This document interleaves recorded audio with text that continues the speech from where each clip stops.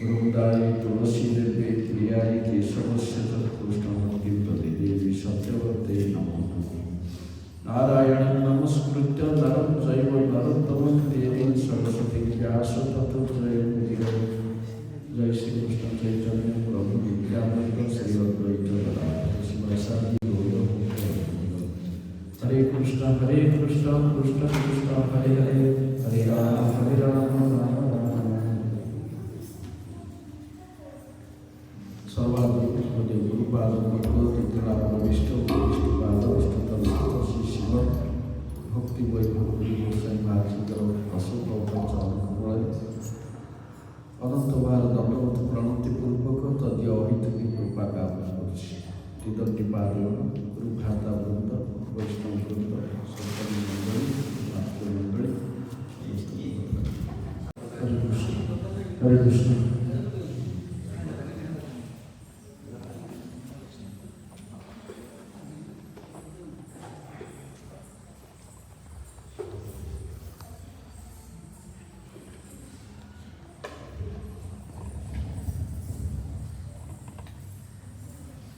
हरे कृष्ण।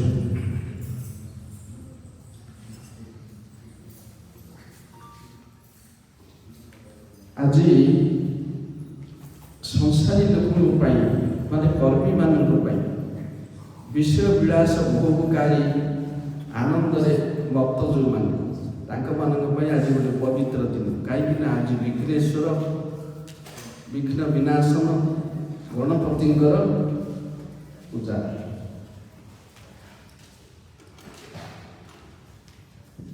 किंतु ये पूजा सहित आम किसी संबंध ना हरिभक्त मान गणेश पूजा कहीं कर्मी माने करती ना विघ्न विनाशन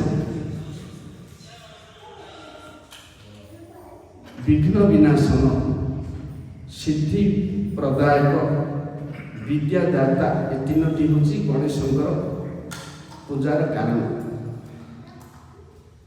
किंतु वास्तव में गणेश पाखे ये तीन टा पावर नाई। विघ्न विनाशन कहले कर्मी मान कौन कार्य करने प्रतिबंधक न आसू पाठ पढ़िले सफलता पाइबू कौन जेकोसी कर्म जगत में कार्य जपरी निर्विघ्न संपादित हम से गणेश पूजा करा जाए।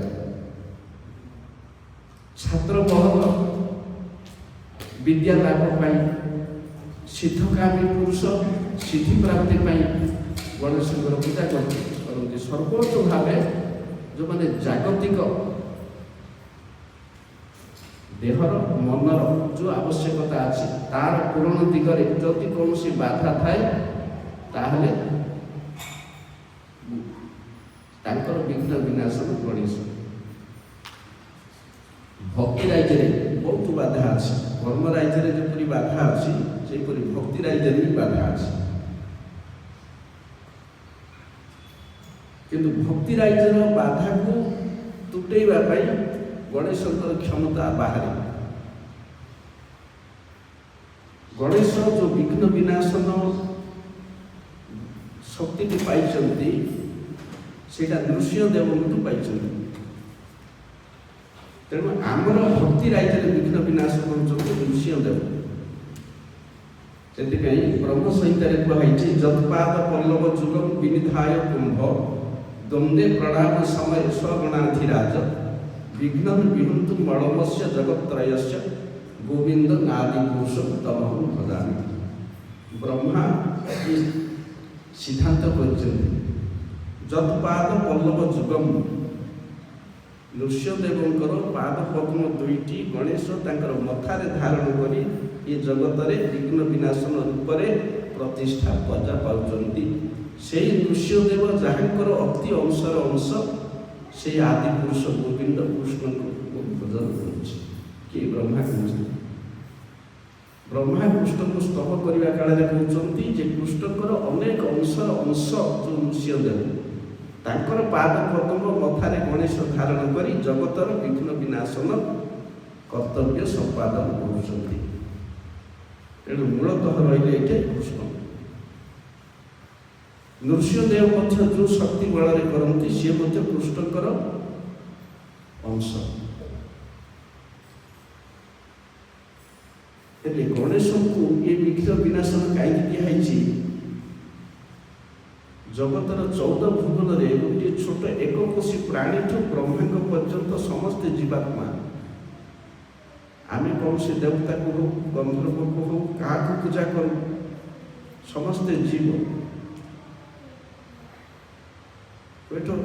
କୀଟ ପତଙ୍ଗଠୁ ଆଉ ଟିକେ ବଡ଼ ବୃକ୍ଷଲତା କି ତାଠୁ ବଡ଼ ପଶୁ ପକ୍ଷୀ, ତାଠୁ ବଡ଼ ମଣିଷ, ତାଠୁ ବଡ଼ ପିତୃପୁରୁଷ ମାନେ, ତାଠୁ ବଡ଼ ଗନ୍ଧର୍ବ ମାନେ, ତାଠୁ ବଡ଼ ଦେବତା ମାନେ, ତାଠୁ ବଡ଼ ପ୍ରଜାପତି ମାନେ, ତାଠୁ ବଡ଼ ବ୍ରହ୍ମର୍ଷି ମାନେ, ଏସବୁ ଗ୍ରେଡେସନ୍ ଅନୁସାରେ ଅଛନ୍ତି, କିନ୍ତୁ ସମସ୍ତେ ଜୀବ। ମୁଁ 100ଟା ଅଶ୍ୱମେଧ ଯଜ୍ଞ ଯଦି ଗୋଟେ ଜନ୍ମରେ କରିଦେଲି, ଆର ଜନ୍ମକୁ ମୋତେ ଇନ୍ଦ୍ର ପଦ ମିଳିବ। ମୁଁ ଯଦି ଅମୁକ କାମ କଲି ସେ ପଦ ମିଳିବ। ଦେବତା ପୋଷ୍ଟ ଗୁଡ଼ାକ ମଧ୍ୟ ସବୁ ପ୍ରମୋସନ ପୋଷ୍ଟ, କାହାର ପଦ ଫିକ୍ସ ନାହିଁ। ଇନ୍ଦ୍ର ଅପରାଧ କଲେ କାଲି ସକାଳୁ କୁକୁର ହିଁ ଜନ୍ମ ହେବ।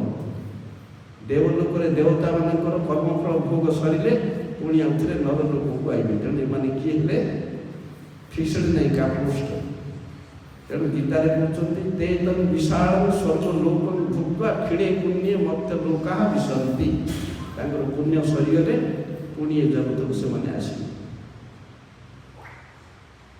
ଗୋଟେ ଗୋଟେ ଦେବତାଙ୍କର ଆୟୁଷ 28-29 କୋଟି ବର୍ଷ।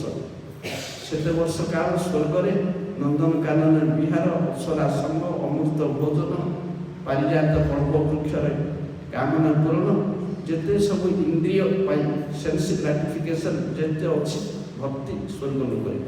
କିନ୍ତୁ ସରିଗଲା ପରେ ଆଉ ଥରେ ଜଗତକୁ ଆଇବେ।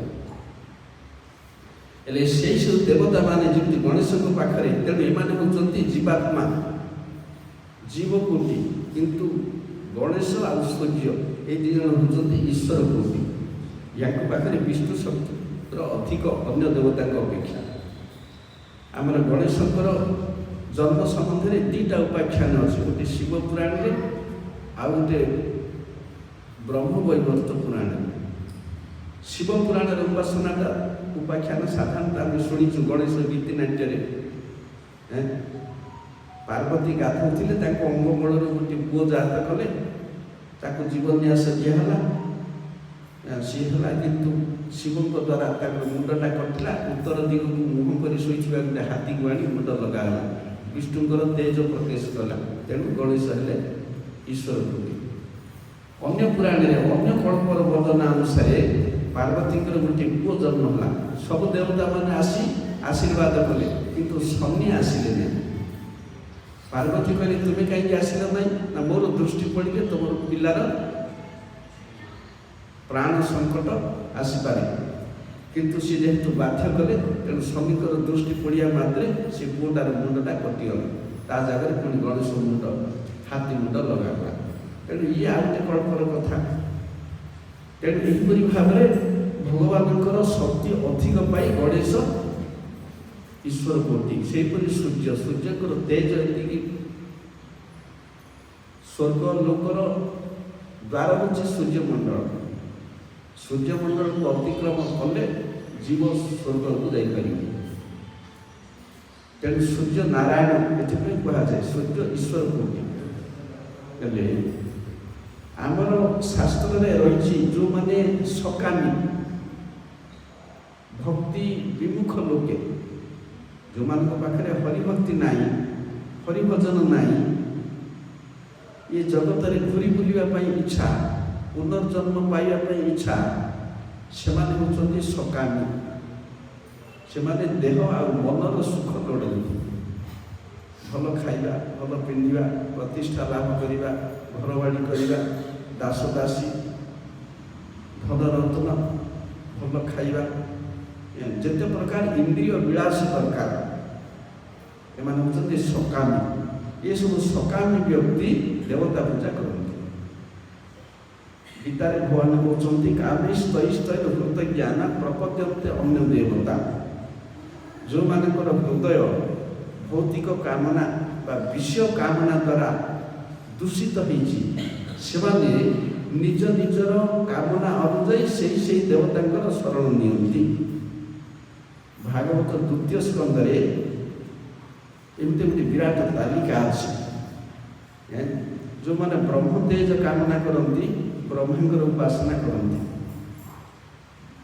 जो मैंने संतान कामना करती प्रजापति उपासना करती जो मैंने स्त्री कामी उमांकर उपासना करती जो मैंने बल चाहती रुद्रगण उपासना करती जो मैंने विद्या चाहती शिवंकर उपासना करती जो मैंने खाद्य द्रव्य चाहती अतिथिकर उपासना करती जो मैंने रूप चाहती सौंदर्य गंधर्वर उपासना करती जो मैंने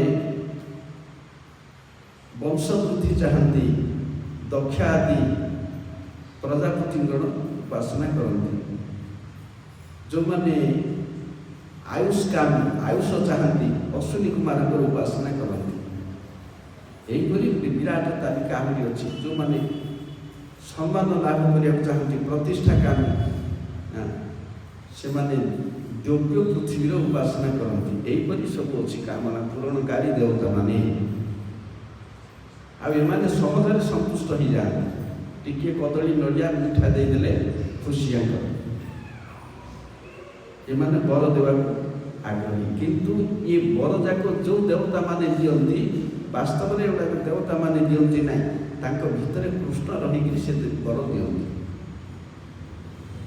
तेणु गीतार पुणी कहते कौन ना से जो फलटा दियंती से अंतबंतु फलंते साम से फल गुड़िक नाशशील अनित्य नैमित्तिक आगुड़ाक किए दिए से दिखती किए क्या घर आनी दिए सब पावर दिखाई तेणु मुख्य मुझे भितर प्रवेश कर जिनस गुड़ाक दिए मया एवं विहिता निहिता मुझे से जिनस दिए किंतु से देवता मान पूजा कले सीटा मो पूजा हम जे किंतु सीटा अविधिपूर्वक पूजा से अविधिपूर्वक पूजा किंतु मत पूजा करके पाइले विधिपूर्वक पूजा तेणु देवता पूजाटा दोषावह जेहेतु कृष्णकर अपमान है ये पावर जाक पाखे अच्छी न मागिक देवता को परोक्ष भाव में आम बुले बुले मागिले तेणु भागवत आउ गोटे श्लोक कहते अकाम सर्वकाम मोक्ष काम उदारथि तीव्रेन भक्ति जोगेन जजेत पुरुषम परम ये छोट छोट देवता कहीं शरण नब तुम्हें सकामी हो कि निष्कामी हो कि मुक्तिकामी हो कामना तीन प्रकार जागतिक विषय वस्तु जो कर्मी माने चाहती से सुकामी जो माने मुक्ति चाहती से मुक्तिकामी धर्म अर्थ काम मोक्ष ये प्रथम तीनटा सकामी चतुर्थ मोक्षकामी दीज तृतीय होती निष्कामी जार किसी कामना ना संसार कामना ना एपरिक मुक्ति कामना ना से किए से व्यक्ति से चाहती भक्ति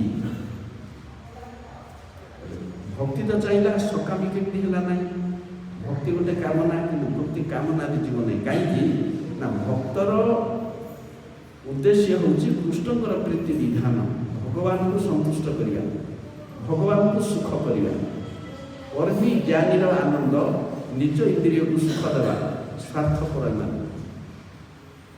भक्तर जेहेतु कामना नाई निज सुख नाई तेणु सी निष्काम सी चाहे भगवान प्रीति भगवान जदि खुशी है मोर आनंद किंतु मो पर किसी आवश्यक ना तेणु सी निष्काम तेणु भक्तिटा एक कामना नहीं भक्तिर उद्देश्य हूँ भगवान सेवा से भागवत कहते शास्त्र कहते तुम्हें विषयी हो मुक्तिकामी हो कि निष्कामी हो तुम्हें हरिंकर ही सेवा कर किंतु देव दानव पितृपुरुष चक्ष एमाने कालक्रमे बरदेव टिके जदि क्षुब्ध हो विनाश करदे किंतु भक्ति राज्य विनाश काल ना कहीं ना गीतार कहते कौतय प्रति जानी कि न भक्त प्रणश्यति मो भक्तर के पतन हो ना कहीं भक्तिटा हूँ नेशनल हाईवे ये पड़गले किसी हम ना बण रास्त नदी नाल खतरा गाड़ी पड़े हाड़ गोड़ भांग ଯେମିତି ରାଜମାର୍ଗ ନିର୍ଭୟ ମାର୍ଗ ନା ଏଠି ବାଟ ବୁଡ଼ିବାର ସମ୍ଭାବନା ନାହିଁ, ସେହିପରି ଭକ୍ତି ରହିଛି। ତେଣୁ ଏ ଗଣେଶଙ୍କ ପରି ସୂର୍ଯ୍ୟଙ୍କ ପରି ଯେତେ ଯାହା ଦେବତାମାନେ ଅଛନ୍ତି ସେମାନେ ସବୁ କୃଷ୍ଣଙ୍କର ଅଂଶ। ଆମେ ଯେପରି ଅଂଶ ସେମାନେ ବି ଅଂଶ, ଆମକୁ ଟିକେ ବଡ଼, ଯେମିତି ପିଅନ, ତାପରେ କ୍ଲର୍କ, ତାପରେ ଅଫିସର, ତାପରେ ସେକ୍ରେଟାରୀ, ତାପରେ ଅଫିସର, ଏମିତି ସବୁ, କିନ୍ତୁ ସମସ୍ତେ ଚାକିରିଆ ସରକାର ଅଣ୍ଡରରେ। ସେହିପରି କୀଟଠୁ ବ୍ରହ୍ମା ପର୍ଯ୍ୟନ୍ତ ସବୁ ଯାକ ବିଷ୍ଣୁଙ୍କର ଅଧୀନରେ ଅଛନ୍ତି। ତେଣୁ ଜୀବର ବାସ୍ତବରେ ପୌରୁଷ, ବାସ୍ତବରେ କର୍ତ୍ତବ୍ୟ ହେଉଛି କୃଷ୍ଣଙ୍କର ଶରଣାଗତ ହେବା। ସେଥିପାଇଁ ସମଗ୍ର ଭଗବତୀ ଗୀତା ଏଥିପାଇଁ ଆହ୍ୱାନ ଦିଆହେଇଛି। କାହିଁକି ନା ଅନ୍ତିମ ଫାଇନାଲ ଆଡଭାଇସ୍ ଗୀତାରେ ଦିଆହେଇଛି ସର୍ବଧର୍ମାନ ପରିତ୍ୟଜ୍ୟ ମାମେକଂ ଶରଣଂ ବ୍ରଜ। ଗୀତାରେ କର୍ମଯୋଗ ଅଛି, ଜ୍ଞାନ ଯୋଗ ଅଛି, ଧ୍ୟାନ ଯୋଗ ଅଛି, ସାଂଖ୍ୟ ଯୋଗ ଅଛି, ଭକ୍ତି ଯୋଗ ଅଛି।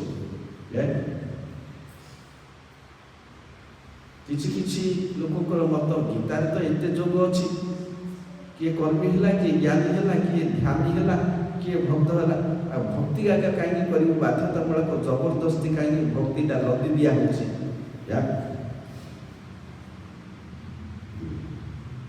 ଭକ୍ତିଟା ଲଦି ଦିଆ ହେଇନି। ଭକ୍ତିଟା ହେଉଛି ଜୀବନ ବାସ୍ତବ କର୍ତ୍ତବ୍ୟ। କର୍ମୀ ହେବା, ଜ୍ଞାନୀ ହେବା, ଯୋଗୀ ହେବା, ତା ଦ୍ୱାରା ଆମେ ପଥ ବୁଡ଼ିବା। ଆମେ ଜଗତରେ କାହିଁକି ଅଛେ? ବିଷୟୀ ଲୋକ ପଇସା ଦରକାର, ଘର ଦରକାର, ସ୍ତ୍ରୀ ଦରକାର, ଛୁଆ ଦରକାର, ସଂସାର ଦରକାର, ପଶୁପକ୍ଷୀ ଦରକାର, ବିଲବାଡ଼ି ଦରକାର। ଏ ଯେତିକି ଜିନିଷ ଆମେ ଜଗତ ସୁଖ ପାଇଁ ଭୋଗ କରିବୁ ସବୁ ବିଷ୍ଣୁଙ୍କ ଧନରୁ ଲୁଟିବାକୁ ବାଧ୍ୟ ହବ। ବିଷ୍ଣୁଙ୍କ ଧନକୁ ଯଦି ନ ଲୁଟିବୁ ତାହେଲେ ଧନୀ ସୁଖୀ ଆନନ୍ଦିତ ହବୁ ନାହିଁ। ନିଶ୍ୱାସ ନେଲୁ ବିଷ୍ଣୁଙ୍କର ବାୟୁ, ଭୂମିରେ ରହିଲୁ ବିଷ୍ଣୁଙ୍କର ଭୂମି, ସବ ତାଙ୍କ ଘରେ ଆମେ ରହିଛୁ, ପୁଣି ତାଙ୍କର ଧନକୁ ବ୍ୟବହାର କରୁଛୁ ତାଙ୍କର ବିନା ଅନୁମତିରେ। ଏହି କାରଣରୁ ଜୀବ ନରକକୁ ଯିବ। ଜଣେ ପ୍ରଶ୍ନ ପଚାରିବେ ଆମେ ବଞ୍ଚିବୁ କେମିତି? ଖାଇବୁନି, ଗଛରୁ ତୋଳିଲେ ସବୁ ଜିନିଷ ଠାକୁରଙ୍କର, କିଛି ତମର ନାହିଁ, ଗୋଟେ ଅଣୁ ବାଲି କଣା ମଧ୍ୟ ତମର ଅଧିକାର ନାହିଁ। ବ୍ରହ୍ମାର ଇଞ୍ଚେ ଜାଗା ନାହିଁ ଏ ଜଗତରେ। ଯେଉଁଠି ରହିବ, ଯାହା ଖାଇବ, ଯାହା ଭୋଗ କରିବ, ସବୁ ମାଲିକର ଜିନିଷ। ହେଲେ ଆମେ ବଞ୍ଚିବୁ କେମିତି? ଯିଏ ବଞ୍ଚିବା ପାଇଁ ଦାବି ଚାହେଁ ତାର ବଞ୍ଚିବାର ଅଧିକାର ନାହିଁ। ସେତେବେଳେ ଅଧିକାର ହେବ ଯେତେବେଳେ ମାଲିକର ଆନୁଗତ୍ୟ ସ୍ୱୀକାର କରିବ, ଶରଣାଗତ ହେବ।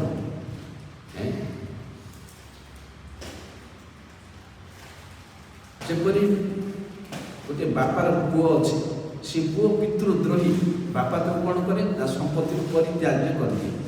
ତୋତେ ବିତାଡ଼ିତ କଲେ, ତୁ ସମ୍ପତ୍ତିରୁ ମୋର ଅଧିକାର ନାହିଁ, ପରିତ୍ୟଜ୍ୟ, ତ୍ୟଜ୍ୟ ପୁତ୍ର। ମଦ ପିଲା, କୁକର୍ମ କଲା, ଘରେ ହଙ୍ଗାମା କଲା, ମାଡ଼ ପିଟ ହେଲା, ଏ ପିଲାକୁ ଘରୁ ବାହାର କରିଦିଅ, ତାର ସମ୍ପତ୍ତିର ଅଧିକାର ନାହିଁ। ଯେଉଁମାନେ ଆନୁଗତ ସେମାନଙ୍କର ଅଧିକାର। ଯେମିତି ଯେଉଁମାନେ ସରକାରଙ୍କର ଅନୁଗତ ତାଙ୍କର ପ୍ରମୋସନ୍ ହେଲା, ଦରମା ବଢ଼ିଲା, କି ସେମାନଙ୍କର ଆଉ ଥରେ ରିଏପଏଣ୍ଟମେଣ୍ଟ ହେଲା। ଆଉ ଯେଉଁମାନେ ଲାଞ୍ଚ ଖାଇଲେ, ଲୁଟିଲେ, ଆୟ ବହିର୍ଭୂତ ସମ୍ପତ୍ତି ଯେମିତି ଖବର କାଗଜରେ ବାହାରୁଛି, ସେଗୁଡ଼ାକ ସସ୍ପେଣ୍ଡ, ଡିସମିସ୍। ସେହିପରି ଯେଉଁମାନେ ହରିଭଜନ କରନ୍ତି ନାହିଁ ସେମାନଙ୍କର ଭଗବତ ରାଇଜରେ ଧନ ବ୍ୟବହାର କରିବାର, ଭୋଗ କରିବାର ଅଧିକାର ନାହିଁ। ଯଦି ଜବରଦସ୍ତି କରିବେ ତାହେଲେ ଯମକ ଉପରେ ଦଣ୍ଡ ଭୋଗିବେ। ଲୋକେ କହନ୍ତି ଆମେ ଜଗତଟାକୁ ଭୋଗିଛୁ, କିଏ ବାବାଜୀ ହେଇଛି, କିଏ ସାଧୁ ହେଇଛି, ସେ ବଣରେ ରହୁ, ପାଣି ପିଉ, ପତ୍ର ଚୋବେଇ ଖାଉ। କିନ୍ତୁ ଏଇଟା ସିଦ୍ଧାନ୍ତ ନାହିଁ। ଜଗତରେ ଯେତେ ଭଲ ଜିନିଷ, ଏ କ୍ଲାସ ଜିନିଷ, ତାର ପ୍ରଥମ ଅଧିକାରୀ ଭୋଗୀ ହେଉଛି ସାଧୁ। ଲୋକେ ଓଲଟା କଥା କହନ୍ତି। କାହିଁକି? ସାଧୁମାନେ ଭଗବାନଙ୍କର ନିକଟର ଅନୁଗତ, ଅସାଧୁ ଯେତେ ସାଧାରଣ ଜେନେରାଲ ପବ୍ଲିକ ଏଗୁଡ଼ାକ ସବୁ ଭଗବାନଙ୍କର ବିରୋଧୀ। ତେଣୁ ତାଙ୍କ ପାଇଁ ଅଧିକାର ନାହିଁ ସଂସାର ଭୋଗ କରିବାକୁ। ଭୋଗ କରିବାକୁ ଦାବି ଅଧିକାର ସାଧୁର, କିନ୍ତୁ ସାଧୁ ବୈରାଗ୍ୟ ବଶତଃ ଭୋଗ କରେ ନାହିଁ, ସିଏ କରେ ନାହିଁ। ଯେପରି ପ୍ରହ୍ଲାଦ ମହାରାଜଙ୍କୁ ଋଷ୍ୟଦେବ କହିଲେ କ'ଣ ବର ମାଗିବ ମାଗ, ସ୍ତବ କଲ, ମୁଁ ସ୍ତବରେ ଖୁସି ହେଲି। ପ୍ରହ୍ଲାଦ ମହାରାଜ କହିଲେ ନାହିଁ, ମୋତେ ଆଉ ଅଧିକ ଲୋଭାନ୍ୱିତ କରନ୍ତୁ ନାହିଁ ଏ ସଂସାର ଭିତରେ। ମୁଁ ଆପଣଙ୍କର ହରିଭଜନ କଲି, ଏଇଟା ମୋର ଡ୍ୟୁଟି। ତାର ପ୍ରତି ବଦଳରେ ଯଦି ଆପଣଙ୍କଠୁ କିଛି ନେବି ତାହେଲେ ମୁଁ ଆଉ ଆପଣଙ୍କର ଦାସ ହେବି ନାହିଁ। କ'ଣ ହେବି? ନ ଭୃତ୍ୟ ସବଳି ବଣିକ, ମୁଁ ବେପାରୀ ହେବି। ଭଗବାନଙ୍କୁ ଉପାସନା କରି ଆଉ ଥରେ ତାଙ୍କଠୁ ନେବି, ଏ ଦେଣ ନେଣ କାରବାର ନାହିଁ।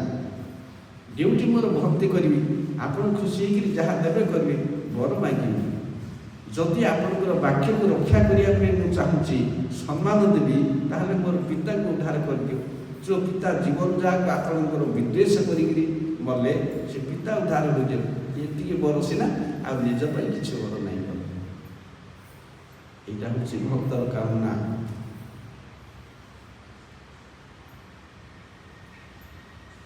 ତୁମକୁ ସେବା କରିବି, ଦରମା କ'ଣ ନେବି? ନା ଭକ୍ତି। ସେ ଭକ୍ତି ମୋତେ ଦରକାର। ଦାସ ପ୍ରେମ ଦେଇ ଦାସ କର ଦିଆ ପ୍ରେମ ଧର। ଯେ କୃଷ୍ଣ ପ୍ରେମ ରୂପକ, ଭକ୍ତି ରୂପକ, ସେ ଜିନିଷଟା ମୋତେ ଦେଇକିରି ଆପଣଙ୍କର ଦାସ କରନ୍ତୁ। ଆଚ୍ଛା, ଏ ଜଗତକୁ ଜୀବ କାହିଁକି ଆସିଲା? କିଛି ଲୋକ ପ୍ରଶ୍ନ କରନ୍ତି, ଭଗବାନ କାହିଁକି ଏଠି ଜଗତକୁ ପଠେଇକିରି ଆମକୁ ଦୁଃଖ ଦେଲେ, ଦଣ୍ଡ ଦେଲେ? ନାଇଁ, ସରକାର କାହିଁକି ଗିରଫ କରିକିରି ଚୋରକୁ ରଖନ୍ତି, କାହାକୁ ଫାଶୀ ଦିଅନ୍ତି, କାହାକୁ ଆଜୀବନ କାରାଦଣ୍ଡ ଦିଅନ୍ତି? କ'ଣ ବି ଦିଅନ୍ତି? କିଛି ଭୁଲ ଥିବାରୁ, ଗଲତି ଥିବାରୁ। ତେଣୁ ଆମେ ଜଗତକୁ ଆସିଛୁ ଗଲତି ଥିବାରୁ। ଜଗତକୁ ଭୋଗ କରି ସବୁଦିନ ଆମେ ଏଠି ରହିପାରିବୁ ନାହିଁ। କାହିଁକି? ଆମେ ମନୁଷ୍ୟ ହେଇଛୁ। କେତେ ଜନ୍ମ? 50, 60, 20, 30 ବର୍ଷ ପରେ ଆମର କର୍ମଫଳ ଭୋଗ ସରିଗଲା ପରେ ଆତ୍ମା ଶରୀରକୁ ଛାଡ଼ି ପଳାଇବ। ସେ ଆଉ 1 ସେକେଣ୍ଡ ରହିପାରିବନି। ଏ ଦେହର ଯେତେ ଯତ୍ନ ଦେଲେ ସେ 1 ସେକେଣ୍ଡର ଆଉ ଅଧିକ ସମୟ ରହିବନି। ନିର୍ଦ୍ଧାରିତ ସମୟ ପାଇଁ ଇଏ ଆସିଛି। ଜୀବ ଜନ୍ମ ହେବା ସହିତ ତା ସହିତ ମୃତ୍ୟୁଟା ତା ସହିତ ଆସିଛି। ତେଣୁ ଜୀବ ଏ ଜଗତକୁ କାହିଁକି ଆସିଲା? ନା ତାର କାରଣ ହେଉଛି ହରି ବିମୁଖତା ଦୋଷ। କୃଷ୍ଣ ଭୁଲି ସେହି ଜୀବ ଅନାଦି ବହିର୍ମୁଖ, ଅତଏବ ମାୟା ତାର ଦେହ ସଂସାର ଦୁଃଖ। ଜୀବ ପ୍ରଥମେ ହରି ବିମୁଖ ହେଲା, ତାକୁ ଦଣ୍ଡ ଦେବା ପାଇଁ ଏ ଜଗତ ପରେ ସୃଷ୍ଟି ହେଲା। ଜୀବ ଏ ଜଗତରେ ଜନ୍ମ ହେଇନାହିଁ, ଜୀବ ଜଗତ ବାହାରେ ଜନ୍ମ ହେଇଛି।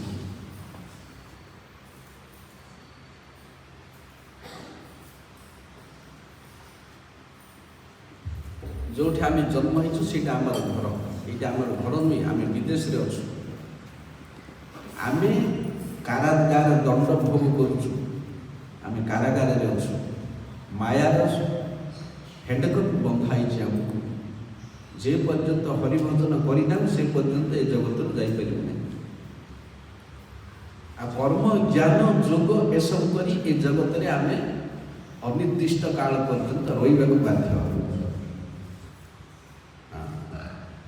ସେଥିପାଇଁ ସାଂଖ୍ୟ ଯୋଗ, କର୍ମ ଯୋଗ, ଭକ୍ତି ଯୋଗ, ଧ୍ୟାନ ଯୋଗ ସବୁ ଗୀତାରେ ଅଛି। କାହିଁକି? ନା ସେଇ ଲୋକଙ୍କ ପାଇଁ ଭକ୍ତିଟା ସବୁଠାରୁ ଶ୍ରେଷ୍ଠ। ଯଦି ଏଗୁଡ଼ାକ କିଛି ଦିଆ ହେଇନଥାନ୍ତା, ଖାଲି ଭକ୍ତି ଯୋଗ ଦିଆ ହେଇଥାନ୍ତା, ଭକ୍ତି ଯୋଗ ତ ଗୋଟିଏ, ଆଉ ଶ୍ରେଷ୍ଠ କ'ଣ ହେବ? ତେଣୁ ସବୁ ଯୋଗ ଯାକ ଦେଇ ତାର ଅସାରତା ବର୍ଣ୍ଣନା କରି ତା ଭିତରେ ଭକ୍ତିଟା ଶ୍ରେଷ୍ଠ। ଏଥିପାଇଁ କୁହାହେଇଛି ସବୁ ଯାକ ଦିଆହେଇଛି। କର୍ମ ରାଇଜରେ କର୍ମ ନାହିଁ, କର୍ମ ହିଁ ଭଗବାନ। ଯେଉଁମାନେ କହନ୍ତି ନମ୍ବର 1 ବୋକା, ନମ୍ବର 1 ଗଣ୍ଡ ମୂର୍ଖ। କର୍ମ କରିକିରି କେମିତି କର୍ମଟା ଭଗବାନ ହେବ? ମଦ ପିଇଲି କର୍ମଟା ଭଗବାନ, ମାଂସ ଖାଇଲି କର୍ମଟା ଭଗବାନ, କାହାର ତଣ୍ଟି ଚିପିକିରି ପଇସା ଆଣିଲି କର୍ମଟା ଭଗବାନ। ଏଗୁଡ଼ା କହନ୍ତି କର୍ମ, ସବୁ ତ କର୍ମ। ଆଉ ହେଲେ କର୍ମର ସଂଜ୍ଞା କ'ଣ? କି ପ୍ରକାର କର୍ମ କଲେ ସେଇଟା ଭଗବାନ ହେବ ସେତିକି ଜଣାନି। ଯାହା ତା ଖାଲି ଆମର ଇନ୍ଦ୍ରିୟ ଭୋଗ ଚାଲିଛି। ଇନ୍ଦ୍ରିୟ ଭୋଗଟା କର୍ମ। ଗହନା କର୍ମଣ ଗତି। ଗୀତାରେ କୁହାଯାଇଛି ଗହନା କର୍ମଣ ଗତି। କର୍ମର ଗତି ବଡ଼ ଗହନ, ଜଟିଳ। ତାକୁ କୁଆଡ଼େ ନେଇକିରି କୁଆଡ଼େ ପକେଇବ ତାର ଠିକଣା ନାହିଁ। ଜ୍ଞାନ ମାର୍ଗକୁ ଯିବି, ବହୁନାଙ୍କ ଜନ୍ମନାଙ୍କ ଅନ୍ତେ ଜ୍ଞାନମାନ ମାଂ ପ୍ରପଦ୍ୟନ୍ତେ ବାସୁଦେବ ସର୍ବମିତି ସ ମହାତ୍ମା ସୁଦୁର୍ଲଭ। ଏ ଜ୍ଞାନୀ କେତେ ଜନ୍ମ ପରେ ମୋର ଶରଣ ନେବ, ତାପରେ ସେ ମହାତ୍ମା ହେବ। ତାମାନେ ଜ୍ଞାନୀର ମଧ୍ୟ ଭଗବତ ଶରଣ ନାହିଁ। କର୍ମୀ ଚାହେଁ ଭୁକ୍ତି, ଜ୍ଞାନୀ ଚାହେଁ ମୁକ୍ତି, ଯୋଗୀ ଚାହେଁ ସିଦ୍ଧି। ତେଣୁ ଏ 3 ଜଣ ଗୁଡ଼ାକ ସକାମୀ। ଏ 3 ଜଣ ଯାକ ସକାମୀ, ସ୍ୱାର୍ଥ ଅଛି ୟାଙ୍କର। କିନ୍ତୁ କିଏ ନିଜର ଇଷ୍ଟର ସ୍ୱାର୍ଥ ଦେଖେ ନାହିଁ, ଈଶ୍ୱର ସ୍ୱାର୍ଥ ଦେଖେ ଭକ୍ତ।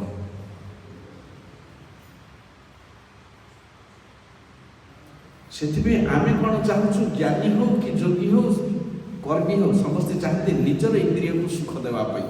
ମୁଁ ଭଲ ଦେଖିବି, ଭଲ ଖାଇବି, ଭଲ ଶୁଣିବି, ଭଲ ଘରେ ରହିବି, ଭଲ ସ୍ତ୍ରୀ ପାଇବି, ଭଲ ଧନ ପାଇବି, ବିଦ୍ୟାର ଅଧିକାରୀ, ପ୍ରତିଷ୍ଠାର ଅଧିକାରୀ, ସମ୍ମାନର ଅଧିକାରୀ, ସବୁଯାକ ସ୍ୱାର୍ଥ, ସବୁଯାକ ସ୍ୱାର୍ଥ। କିନ୍ତୁ ନିଜର ସେବ୍ୟ, ନିଜର ପୂଜ୍ୟ, ନିଜର ଇଷ୍ଟର ମଙ୍ଗଳ ନ କାମନା କରି ନିଜର ଇନ୍ଦ୍ରିୟ ବିଳାସ କରିବାଟା ହେଉଛି ବନ୍ଧନର କାରଣ। ନିଜର ଇନ୍ଦ୍ରିୟକୁ ଆମେ ଯଦି ସୁଖୀ କରିବାକୁ ଚାହିଁବୁ, ସୁଖୀ ହେଇପାରିବୁ ନାହିଁ।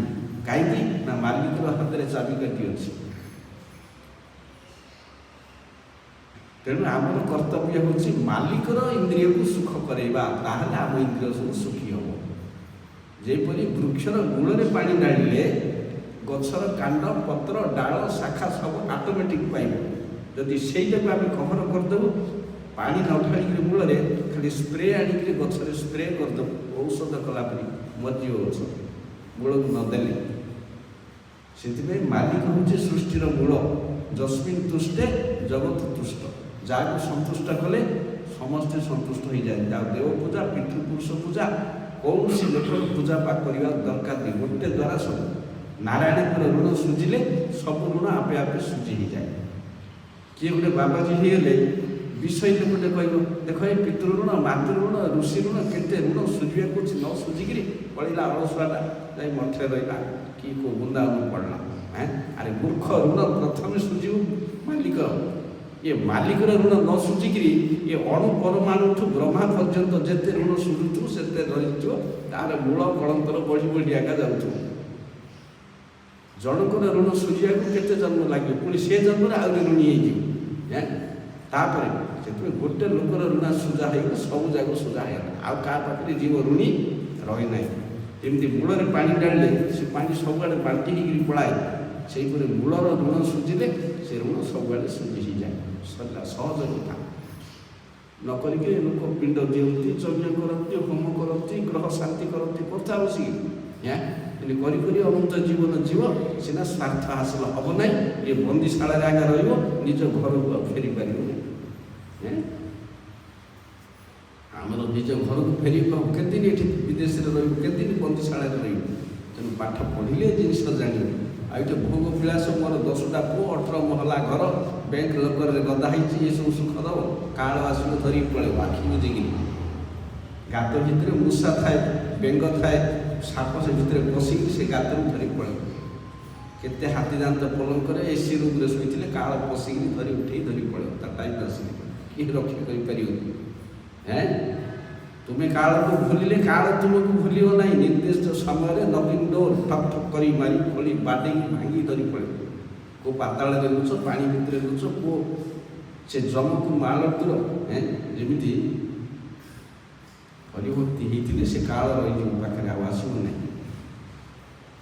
ଧ୍ରୁବ ମହାରାଜ 5 ବର୍ଷରୁ ବାପାର ସିଂହାସନ ପାଇବେ ବୋଲିକିରି ମାର ନିର୍ଦ୍ଦେଶରେ ଭଜନ କରିବାକୁ ବଣକୁ ଗଲେ। ନାରଦ ମୁନି ମନ୍ତ୍ର ଦେଲେ, ଯମୁନା କୂଳକୁ ଯା, ମଥୁରା ମଣ୍ଡଳରେ ଭଜନ କରିବୁ। 6 ମାସରେ ଭଗବାନଙ୍କୁ ପାଇଲେ। 5 ମୁନି ଋଷିମାନେ ଏତେ କଳ୍ପ କଳ୍ପ ସାଧନ କରି ବାଟବଣା ହେଉଛନ୍ତି। 5 ବର୍ଷର ପିଲାଟେ 6 ମାସରେ ପାଇକିରି ରେକର୍ଡ ସୃଷ୍ଟି କଲା। 5 ବର୍ଷର ପିଲା ଏପରି ତପସ୍ୟା କଲା ଯେ ଗୋଟେ ଗୋଡ଼ରେ ଠିଆ ହେଇକିରି ପୃଥିବୀ ଅଧା ଦବିଗଲା ତଳକୁ। ପୃଥିବୀ ଭାରା ସମ୍ଭାଳି ପାରିଲାନି। ଏ ଗୋଡ଼ରେ କଲାବେଳକୁ ଏ ଅଧା ଦବିଯିବାର, ସେ ଗୋଡ଼ରେ କଲାବେଳକୁ ସେ ଅଧା ଦବିଯାଏ।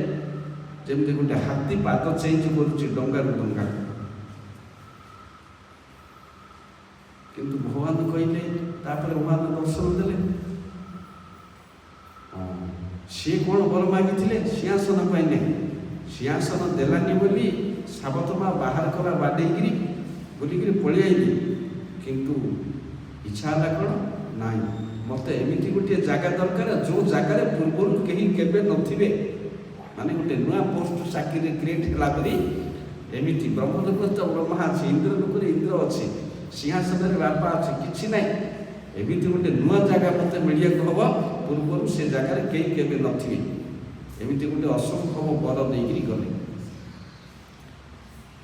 दर्शन कले भगवान को देखिए 6 मास भजन भितर से कामना भूली जाइए सी सकाम दूर हो जाइए हरिभजन प्रभाव हरि को जो देखिए आश्चर्य कहवाई किसी इच्छा कले 5 वर्षर पिला निरक्षर कह कौन भगवान को स्तप करने सहज कथा सब हाएस्ट पर्सनालीटी आई पाखक ताठ बड़ किसी ना से भगवान देखिले कि किसी कहूँ चाहूँगी शंखटा को कपाल छुईली शंखटा छुईबार से सरस्वती विजय कले जिहारे स्तप कर स्तप करने भगवान सन्तुष्ट कहले ध्रुव तुम्हें जो जगटा को जीवाक चाहिए मुझे रेडी कर रखी किंतु एबे ना तुमको 36,000 वर्ष आहरी पृथ्वी शासन करने पड़ो तुम बापांकर अंते तुम शासन अच्छी तुम्हें केते यज्ञ कर होम कर तुम से साबत माँ मर से भाई मर सब मर 36,000 वर्ष पर से लोक पाइब ध्रुव महाराज 36,000 वर्ष पृथ्वी शासन कले तापर पुओ को राजत्व दे बद्रिकाश्रम को गले गंगा स्नान नर नारायण सेवा एति करते पापी कौन महिला थिला सब दूर होगा सरला से रथ आईला नंद सुनंद नाम विष्णुकर 2 जन पार्षद आए कहले महाराज ये रथ में भगवान पठे आपणकर अभिलषित लोक को चलतु ध्रुव महाराज विष्णु पार्षद को प्रणाम कले जिते बड़े रथ में चढ़िया जाऊँच काल आसी पहुँचला नवा मार मृत्यु हाँ यहाँ पड़ुची कौन जीवंत मरबनी गोटे लोकटे मरबनी ए जगत समस्त मृत्युर अधीन सूर्य उदय अस्त होगा मात्रे आयुष गोटे दिन हरण कर नहीं जाती यहाँ सूर्यकर डेली ड्यूटी सूर्य जब उदय अस्त हो गले गोटे दिन आयुष पड़ेगा कार हरि विमुख जीवर आयु हरण करती अवैष्णव भक्तर आयुष सूर्य देवता हरण करती ना सी अमरत्व लाभ करे किपरि से जिनस अचिंत्य तेणु काल जो नवाक आसला ध्रुव महाराज कालर मृत्युर मुंड उपर गोड़ थोक जा रथरे बही सत जमी सी गोटे स्टेप प्लेन गला स्टेप चढ़ी जाऊँ था मुंडटा गोटे स्टेप ता मुंड उपर पाद जाइए बस ये हरिभक्तिर अच्छी मतलब काल क्या छाड़ ब्रह्मा को धरी पड़े ब्रह्मार गोटे दिन ब्रह्मलोक 864 कोटी वर्ष आमर 24 घंटा तांकर 864 कोटी वर्ष सत्य तृतीय द्वापर कली 1000 थर घूरिले ब्रह्मलोक 12 घंटा 432 राति आ 432 864 कोटी इंटू 30 हेले मासे इंटू 12 हेले वर्षे इंटू 100 हेले तांकर आयुष एते बड़ जोटा आउट ऑफ कैलकुलेटर नाई एडे बड़ संख्या ताठू बड़ संख्या मैथमेटिक्स रे नाई परार्थटा अच्छे बड़ डिजिट नाई 1 रे 17टा शून्य एति होचे ब्रह्मांडर काल आठू बड़ संख्या नाई तथापि ब्रह्मा तांकर मृत्यु रे भीत एते बड़ दीर्घ आयु ब्रह्मलोक रे तथापि ब्रह्मांडर भय काल केतबेला आइ आम आयुष पानी फटका परी आम आस्पर्धा करुचु काल को धक्का दे पारु अहनी अहनाई यहाँ हूँ जगत आश्चर्य युधिष्ठिर महाराज जो बण में थे धर्मलोक प्रश्न पचारे जगत सब आश्चर्य कौन केमिटिया प्रश्न ये कौन आश्चर्य आम होते कौन गोटे कही था समुद्र उपर पोल हो गला गोटे आश्चर्य एडा बड़ ताजमहल आश्चर्य कि ना सबुठ आश्चर्य जोटा समस्त अनुभूति भितर अच्छी सबुठ आश्चर्य ताजमहल देखी लोक आश्चर्य कह ना न देखी से पोलटा देखी लोक कह न देखी बाई चढ़ी बसाटा करुँची उईडे गोटे हुंका केमी कर सब आश्चर्य जगत किंतु एपरी आश्चर्य जोटा कि सार्वजनीन कौन ନା ଅହନି ଅଥନି ଭୂତାନି ଗଛନ୍ତି ଯମ ମନ୍ଦିର। ପ୍ରତିଦିନ ଲୋକ ମରିକିରି ଜମାଳକୁ ଯାଉଛନ୍ତି, ଆମେ ଆଖିରେ ଦେଖୁଛୁ। ପୂର୍ବପୁରୁଷ କେତେ ଗଲେଣି ଏ ଜଗତରେ, କିଏ ରହିନି? ଓ ରାଜା ମହାରାଜା ଦେବ ଦେବୀ କିଏ ନାହିଁ, ସମସ୍ତଙ୍କର ସରିଗଲାଣି ଲୀଳା, ପଳେଇଲେଣି। ତଥାପି ଆମେ ଭାବୁଛୁ ଯେ ଆମେ ଏଠି ରହିବୁ। ଇଏ ଆଜ୍ଞା ଆଶ୍ଚର୍ଯ୍ୟ। ଆଖି ଆଗରେ କୁଢ଼ କୁଢ଼ ଶବ ଦେଖୁଛୁ। ଏବେ ଦୁଇଟା ମରିଗଲେ ବାଟରେ, ଆମର ଆସିବାକୁ ଅଧଘଣ୍ଟା ଡେରି। କାଳ କେତେବେଳେ ଆଇକିରି ନେଇଯିବୁ। ଶୋଇଥିବା ଅବସ୍ଥାରେ ମଧ୍ୟ ପଳେଇବ। ଖାଉଥିବା ଅବସ୍ଥାରେ ଗୋଡ଼ି ଗୋଡ଼ି ଗୋଟେ ଘଣ୍ଟି ବାଡ଼ଉଛୁ ମନ୍ଦିରରେ, ଶେଷ। ବାଟରେ ଯାଉଛୁ, ଶେଷ। ନିଶ୍ୱାସ ନଇବ ବିଶ୍ୱାସ। ଏ ନିଶ୍ୱାସକୁ ବିଶ୍ୱାସ ନେଇ ଉପର ବାଲା ରିମୋଟ କଣ୍ଟ୍ରୋଲ ବନ୍ଦ କରିଦେଲେ, ଶେଷ। ତେବେ ତଥାପି ଆମ ହାତରେ କିଛି ପାୱାର ନଥାଇକି ଆମର ଉତ୍ପାଦ,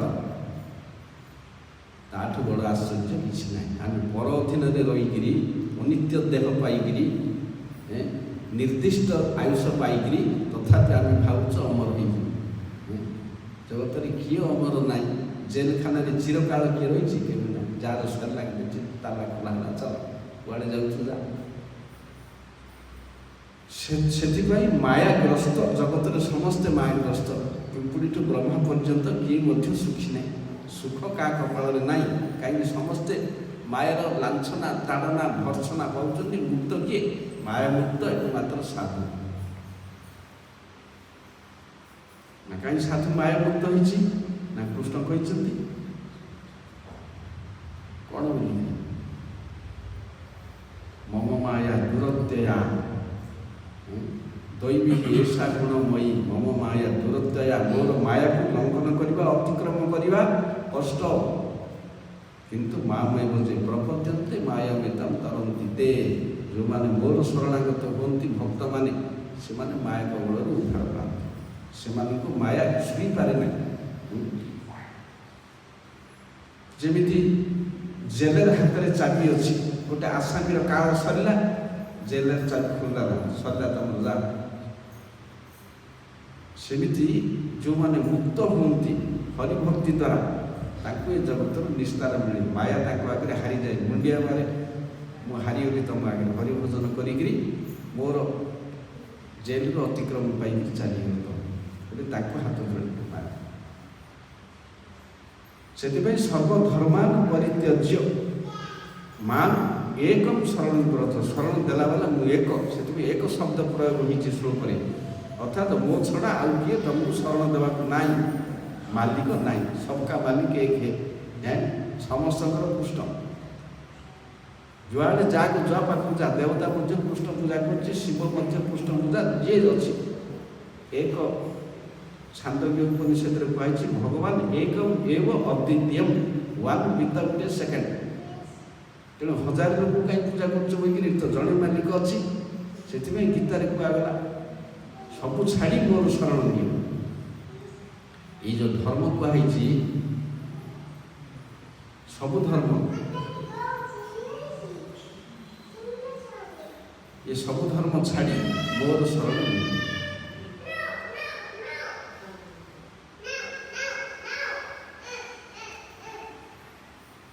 ଯେଉଁମାନେ କୃଷ୍ଣଙ୍କର ଶରଣ ନିଅନ୍ତି, ଶରଣାଗତ ହୁଅନ୍ତି, ସେମାନେ ଉଦ୍ଧାର ପାଇବେ। ଅଶରଣାଗତର ଉଦ୍ଧାର ନାହିଁ। ତେଣୁ ସବୁ ଛାଡ଼ି ମୋତେ ଶରଣ ଦିଅ, ହେଲେ ଧର୍ମ ଛଡ଼ା ହେବି ନାହିଁ। ଦ୍ୱିତୀୟ ବାକ୍ୟରେ କୁହାହେଉଛି ଅହଂ ତ୍ୱାଂ ସର୍ବ ପାପେଭ୍ୟ ମୋକ୍ଷୟିଷ୍ୟାମି ମା ଶୁଚ। ମୁଁ ଏସୁରାନ୍ସ ଦେଉଛି, ସମସ୍ତଙ୍କୁ ମୁଁ ରକ୍ଷା କରିବି। ଯେଉଁ ପାପରୁ ଚିନ୍ତା କର ନାହିଁ, ଦୁଃଖ କର ନାହିଁ। ହେଲେ ଧର୍ମ ଛାଡ଼ିକିରି କୃଷ୍ଣଙ୍କ ଶରଣ ନେବା, ଯେଉଁ ଧର୍ମ ଛାଡ଼ିବା କଥାଟା କହିଲେ କ'ଣ? କୃଷ୍ଣଙ୍କର ଶରଣଟା କ'ଣ? କୃଷ୍ଣଙ୍କର ଶରଣଟା ଧର୍ମ ନାହିଁ କି ଅଧର୍ମ? ତାହେଲେ ସବୁ ଛାଡ଼ିକିରି ମୋର ଶରଣ ରୂପକ ଅଧର୍ମର ଆଶ୍ରୟ କର। ଅର୍ଥଟା ହେଲା ଆକ୍ଷରିକ ଅର୍ଥ କଲେ ନାହିଁ। ଏ ଧର୍ମ ଅର୍ଥରେ ହେଉଛି ଅଧର୍ମ ଯେତକ ମଣିଷ ଚକ୍ଷୁରେ ଧର୍ମ। ସର୍ବଧର୍ମ ସମନ୍ୱୟ ଭୁଲ କଥା। ଧର୍ମ ନିରପେକ୍ଷ ସମ୍ବିଧାନରେ ଭୁଲ କଥା। ଏଗୁଡ଼ା ସବୁ ନାସ୍ତିକ ବାକ୍ୟ। ଧର୍ମ ଏକ ଠାରୁ ଦୁଇ ନାହିଁ। ଆଉ ସମନ୍ୱୟ କୁଆଡ଼େ କରିବ? ସମାଧାନ ନିରପେକ୍ଷ କୁଆଡ଼େ କରିବ? ପୃଥିବୀରେ ଧର୍ମ ନାମେ ଯେତେ କଥା ଚାଲେ ଭାଗବତ କହେ ସବୁ ପରିପୂର୍ଣ୍ଣ ଛଳେ।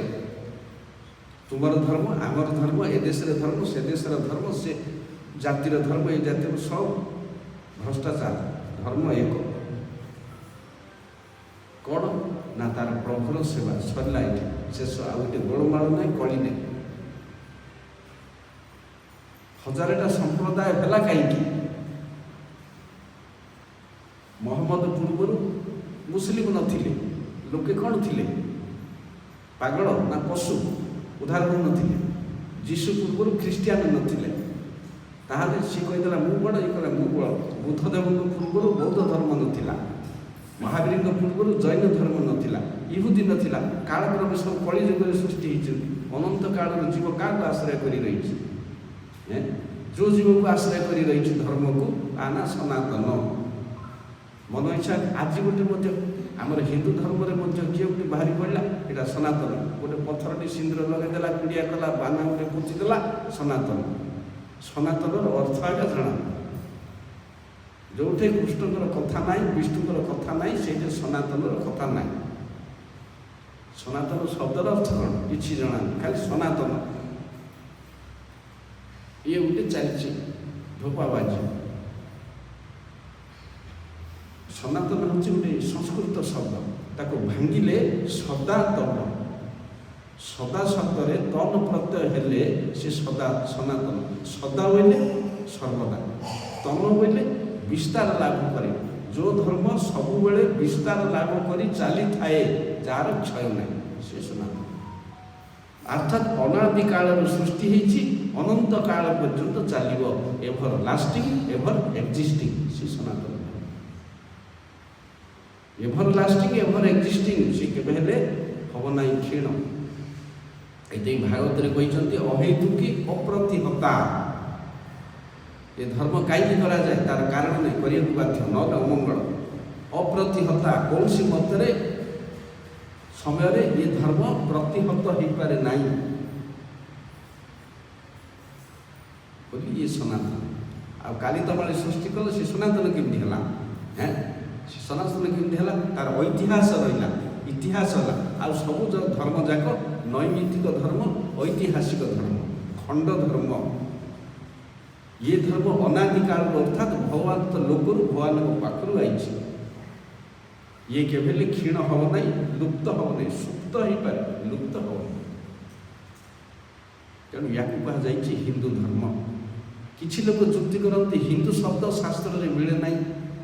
ହିନ୍ଦୁ ଆମେ ନୁହଁ, ଆମେ ଆର୍ଯ୍ୟ, ଆମେ ସନାତନୀ, ଆମେ ବୈଦିକ। ହୁଅ ଠିକ୍, ହିନ୍ଦୁ ଶବ୍ଦ ମଧ୍ୟ ଶାସ୍ତ୍ରରେ ଅଛି। ଭକ୍ତିବିନୋଦ ଠାକୁର ହିନ୍ଦୁ ଶବ୍ଦକୁ ଗୋଟେ ତନ୍ତ୍ରରେ ଅଛି ଯେ ହୀନ ଧର୍ମକୁ ପରିତ୍ୟାଗ କରି ଯେଉଁମାନେ ଆଚରଣ କରନ୍ତି ଶୁଦ୍ଧ ଧର୍ମକୁ, ସେମାନେ ହିନ୍ଦୁ। ଆଉ ଗୋଟେ କହିଛନ୍ତି ନା ହିମାଳୟଠୁ ବିନ୍ଦୁସର ପର୍ଯ୍ୟନ୍ତ ଜାଗାରେ ଯେତିକି ବାସ କରନ୍ତି ହିନ୍ଦୁ। ହିମାଳୟର ଆଦି ଅକ୍ଷର ହି, ବିନ୍ଦୁର ଅନ୍ତ ଅକ୍ଷର ଦୁ, ଏ ଦୁଇଟା ମିଶିକିରି ଏଇଟା ହିନ୍ଦୁ ହେଇଛି। ତେଣୁ ଏହିପରି କେତେ ଶବ୍ଦ ଅଛି ହିନ୍ଦୁ ଶବ୍ଦ। ହଉ, ଆମେ ଯଦି ହିନ୍ଦୀ ହେଲୁ, ଆମେ ଯଦି ସନାତନୀ ହେଲୁ, ଆମେ ଯଦି ଆର୍ଯ୍ୟ ହେଲୁ, ଆମର ମୂଳ ହେଉଛନ୍ତି କୃଷ୍ଣ। ଯେଉଁମାନେ କୃଷ୍ଣଙ୍କର ଆନୁଗତ୍ୟ ସେମାନେ ହିନ୍ଦୁ, ସେମାନେ ସନାତନୀ। କୃଷ୍ଣ ସେବା ଯଦି ନାହିଁ, ଦେବଦେବୀ ସେବା, ତାହେଲେ ସେ ସନାତନ ହେବ। କାହିଁକିନା ଦେବଦେବୀ ସେବାଟା ନୈମିତିକ, ଅନିତ୍ୟ। ସେ ଗତ ବର୍ଷ କି କେଉଁ ବର୍ଷ ଆମର 7 ଦିନିଆ ପ୍ରୋଗ୍ରାମ ହେଉଥିଲା, ଶେଷ ଦିନ ମୁଁ ସେ ବୋଲ ବୋମ୍ ଯାକୁ ଗାଳି କରିଦେଲି। ଗାଳି କରିବାରୁ ଗୋଟେ ବୋଲ ବୋମ୍ଟେ ବସିଥିଲା, ଉଠିକି ପଳେଇବାରୁ ଆଉ ଜଣେ ପିଲା କ'ଣ ହେଲା ଉଠିକି ପଳାଳ ନା କ'ଣ ଗାଳି କରୁଛନ୍ତି ଆମକୁ, ଆମେ ସନାତନୀ। ମୁଁ ତାର ଚୁଟିଟା ଧରି ଏଠି ଆଣିଲି, କେତେ ସନାତନ ଦେଖିଥାନ୍ତି ମୁଁ। ଉଠିକି ପଳେଇଲେ କ'ଣ ହେବ? ସେମିତି ମନ ଇଚ୍ଛା ଧର୍ମ ଗୋଟେ ପ୍ରତିଷ୍ଠା କଲେ ହେବ। ପୃଥିବୀতে ଧର୍ମ ନାମରେ ଯେତେ କଥା ଚାଲେ, ଭାଗବତ କହି ସବୁ ପରିପୂର୍ଣ୍ଣ ଛଳେ। ସବୁ ଯାକ ଡୁପ୍ଲିକେଟ୍, ଏକମାତ୍ର ହରିସେବା ଛଡ଼ା ଆଉ ଧର୍ମ ହିଁ ନାହିଁ। କାହିଁକି ନା ଧର୍ମ ତାକୁ ଆଶ୍ରୟ କରି ରହିଛନ୍ତି, ସେ ହେଉଛନ୍ତି ଧର୍ମମୂର୍ତ୍ତି। ଧର୍ମନ୍ତୁ ସାକ୍ଷାତ ଭଗବତ ପ୍ରଣୀତମ।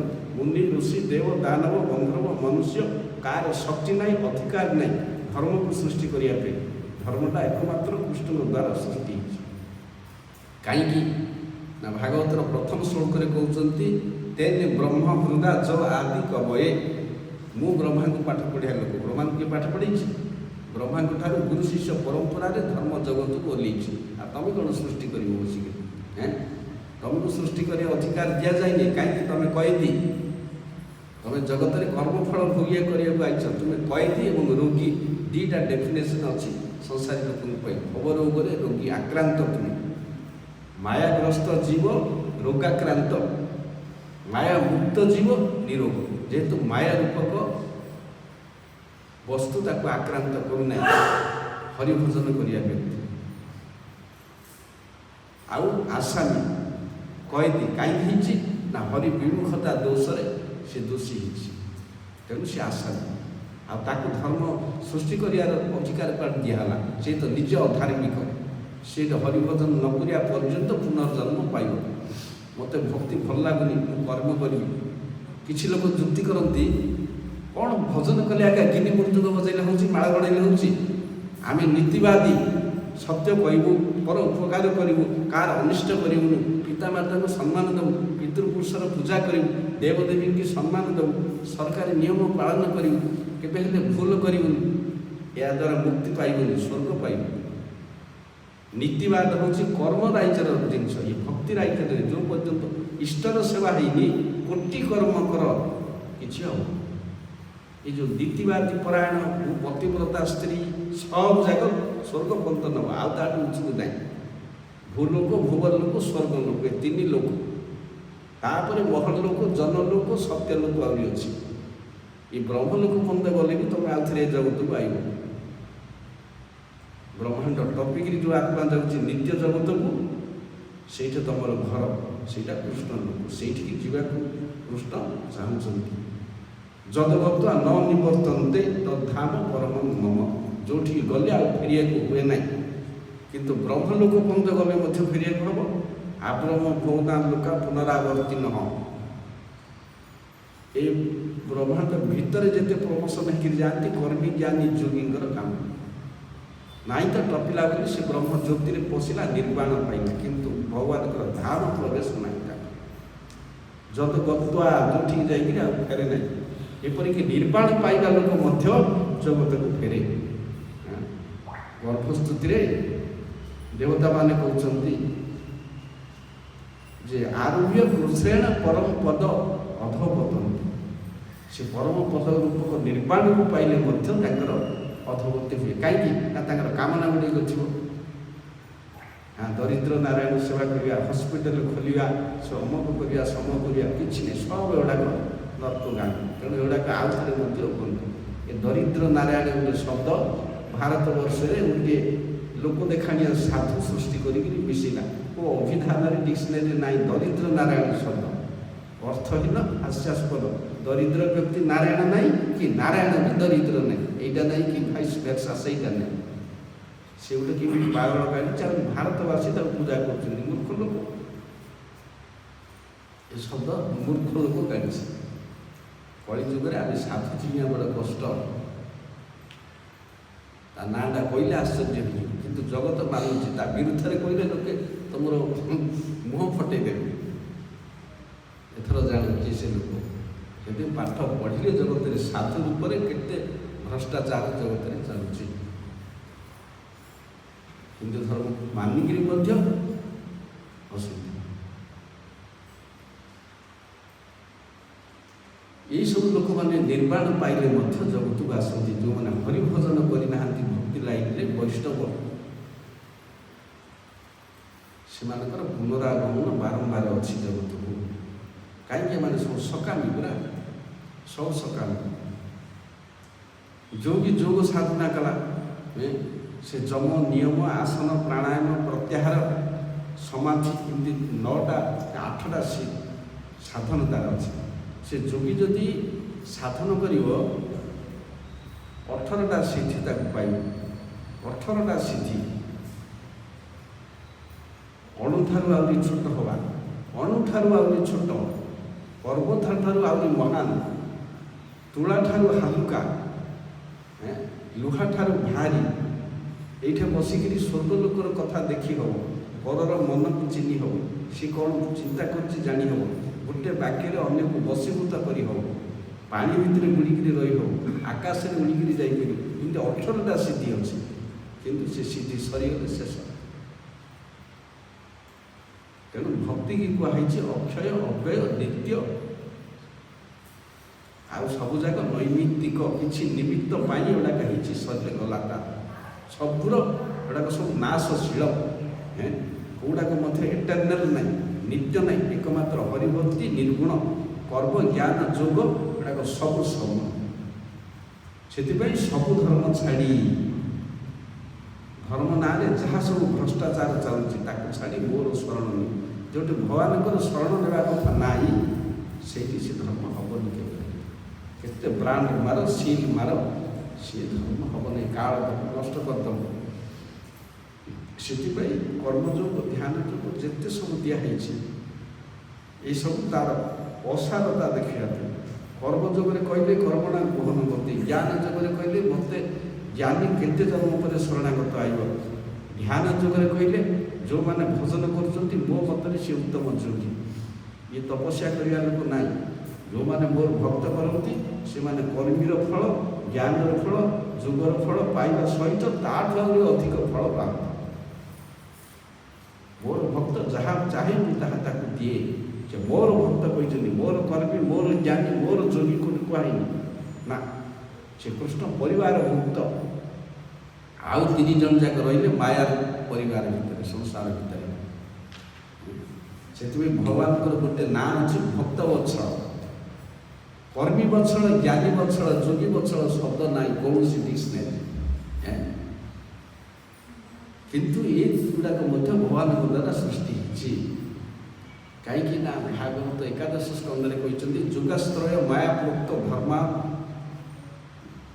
विधि अनुश्रया नृणांग विधि श्रेय विधि छया लोक मान मंगल कर्म ज्ञान जोग आ भक्ति 3टा सृष्टि कर ये 3टा छड़ा अन्य पाथा किसी ना किंतु ये 3टा कहीं सृष्टि कर जगत में समस्ते कौन जन्म सुखदेव हो पारती कि ना जन्म प्रहलाद हो पारती एगुड़ाक रेयर केस किंतु साधारण जीव जन्म है मात्र ही कर्म कर तेणु तापर कर्म गोटे नियम कराई अमुक कर्म करू सकर्म अकर्म विकर्म कर्म 3 प्रकार कराई शास्त्र अनुगत हेले से सत्कर्म हे कर्म भगवान केत हम ना कर्म जदि भगवान कर कर्म भगवान हम भगवान केमी कर्म हम जमी साधु मैंने मठर रही संसारी लोक से गाड़ी चलाउछन्ति मोबाइल भी शुणुछन्ति रोषे भी कर मार्केटिंग भी कर सब कर तथापि से ये कर्म बंधन ना तुम कर्म बंधन अच्छे जेहेतुटा तुम कर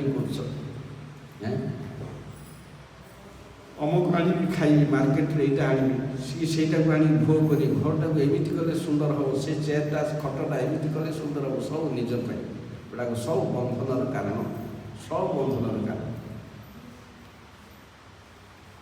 से प्रथमे मालिक को संतुष्ट करने को हम यहाँ हूँ धर्मर मूल नीति आमर ड्यूटी कौन हेल्ले जीवन यापन केमती कर मनीष हाँ कर्म कर कर्म करने हम जे भागवत कहुई तत्कर्म हरितोषम जत जो कर्मटा जी भगवान को संतुष्ट करे सीटा वास्तव कर्म ना सब अनित्य आ गोटे श्लोक 3य स्कंदे देवहूति कहते नेहजत कर्म धर्माय न विरागाय कल्पते न तीर्थपाद सेवाय जीवन मृत्यु ही कपिल देवकर माता देवहूति जो पिता पलय बसिले प्रथम 9टा झील जन्म है 9टा झील तो जन्म है मोर गृहस्थ काम सरला मुझे चलनी बाबा झी से भगवान जन्म ही ना स्त्री कहले मु तो नारी जाति मूर्ख मोर उद्धार केमती हम तुम पढ़ल बण को जाकर तपस्या कर पुरुष लोक सब जांच कर मंत्र विद्या जप तप मु कौन कर मुझे चुटी पेटी कली घर थाड़ी थाड़ मारी मारी मो दिन गला से कहते ये सांसारिक काम करी करी मोर इंद्रिय सब श्रांत क्लांत मु थकी पड़ी। नचिकेता जमराज को कहते आपण मत संसार धन रत्न एवं वर दौरान ये इंद्रिय जिते विषय भोग कर तार तेज से कमी कर पड़े।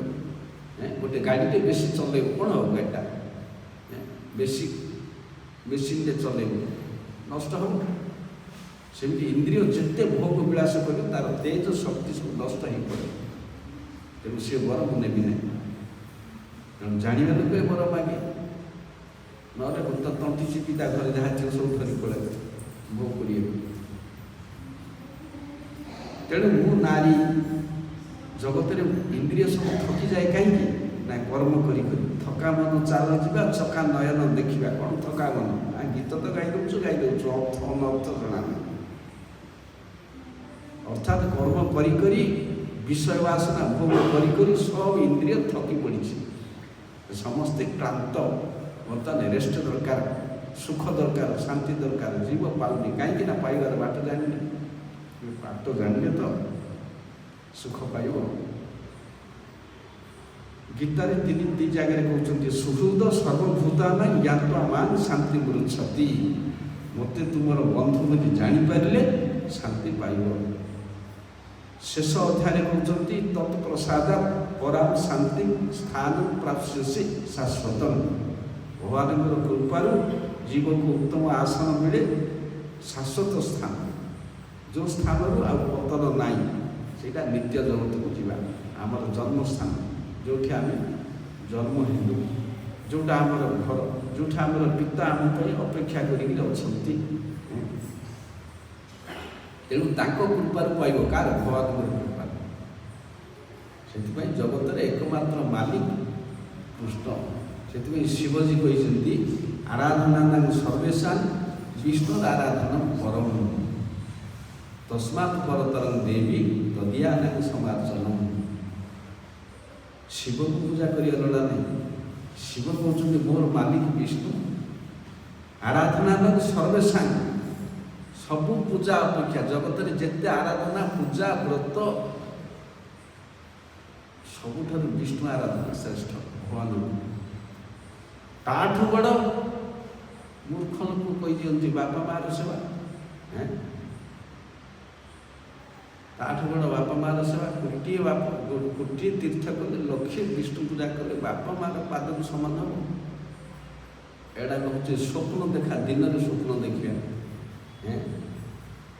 यार सिद्धांत कोटे ना केत गुड़ सब पाठ र्यूबर काल्पनिक ढेकठमाड़ी सृष्टि होता है से कि अंध को कले अनुगत अंध जेसने पड़े खात अंधटे जाऊँगी भाई मत बाट कड़ा बोले कौन हम है सी तो कर्मफल बापा माँ ब्रह्मा पद सब आई कर्मफल भोगिया सेड़ा कि पूज्य है सब जाक जबन को अपेक्षा कर किए सब नियम बाहर कला भागवत केते जगह कपिल देव भक्त लक्षण कर कहते मो पाई जे घर बाड़ी आत्मीय स्वजन पिता माता इत्यादि सब छाड़ी आई मो पाई सर्वत्याग करती से भक्त।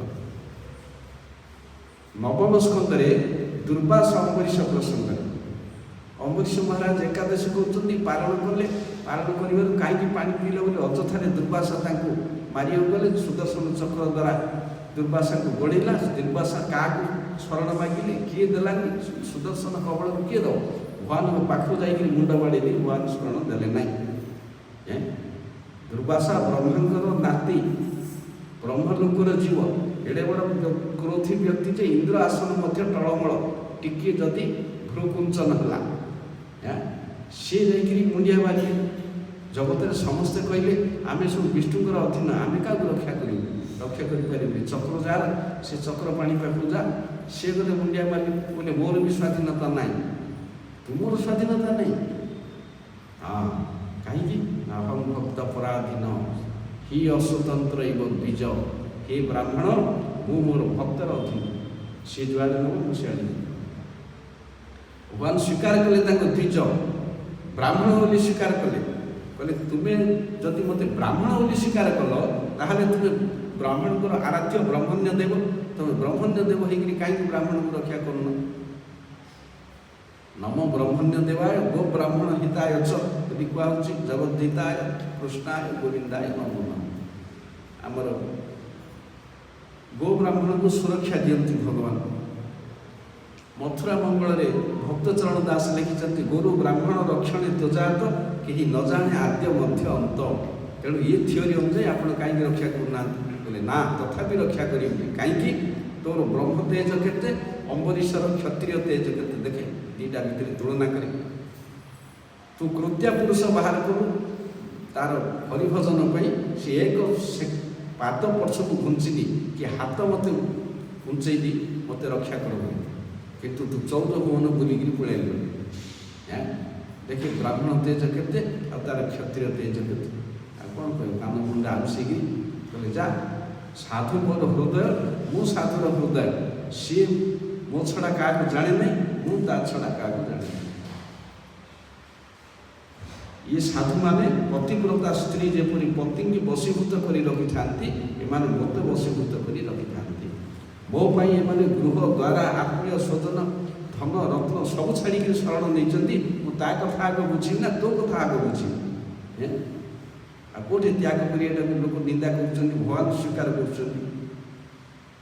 सर्वत्याग कर जी मो पाखक आई ता कथा मुझे आग बुझी ता देह फूलटे पड़े मो देह पथर मुझे आग ता कथा बुझी जो क्षेम महाम्यम केते जिनस अच्छे सर्वत्यागी सेमती तो सुखदेव प्रथम दोषी हे एड़ा बड़ व्यक्ति 12 वर्ष ये लोके कहते 10 मास माँ को कष्ट देला देख नात मारी पड़ला सुखदेव तो 12 वर्ष कष्ट देकर रही तार रेकर्ड नहीं कार 12 वर्ष कष्ट देकर पुणी व्यासदेव भाया पिता हे तो पिता मूर्ख ये पिता माता को त्याग कर डिया मारी पड़े जन्म हो पेट डिया मारिक से तो सुखदेव बेसी दोषी था ना सुखदेव तो जगतर परमहंस कूल चूड़ामणि जगत गुरु एत बड़ मायामुक्त सर्वत्यागी परमहंस अकुंठ मेधस एडे बड़ व्यक्ति सुखदेव ना गृह त्याग भक्ति करे अन्य कौन कारण कले दोष हो दोष लगे हरिसेवा सर्वत्याग को अनुमोदन कराई भगवान निज वाक्य एकादश स्कंदर उद्धव जो संसारी लोक मोहग्रस्त व्यक्ति मो हरिभजन कले मोर वृद्ध पिता माता कुआड़े जीवे मोर स्त्री कुआड़े जीव मोर छोट छोट पिला जाक मोर संपत्ति बाड़ी बिल धर्म एपरी जी चिंता करे मुझे अंधकारमय नर्क को पठाए यहाँ श्रीमुख वाक्य भगवान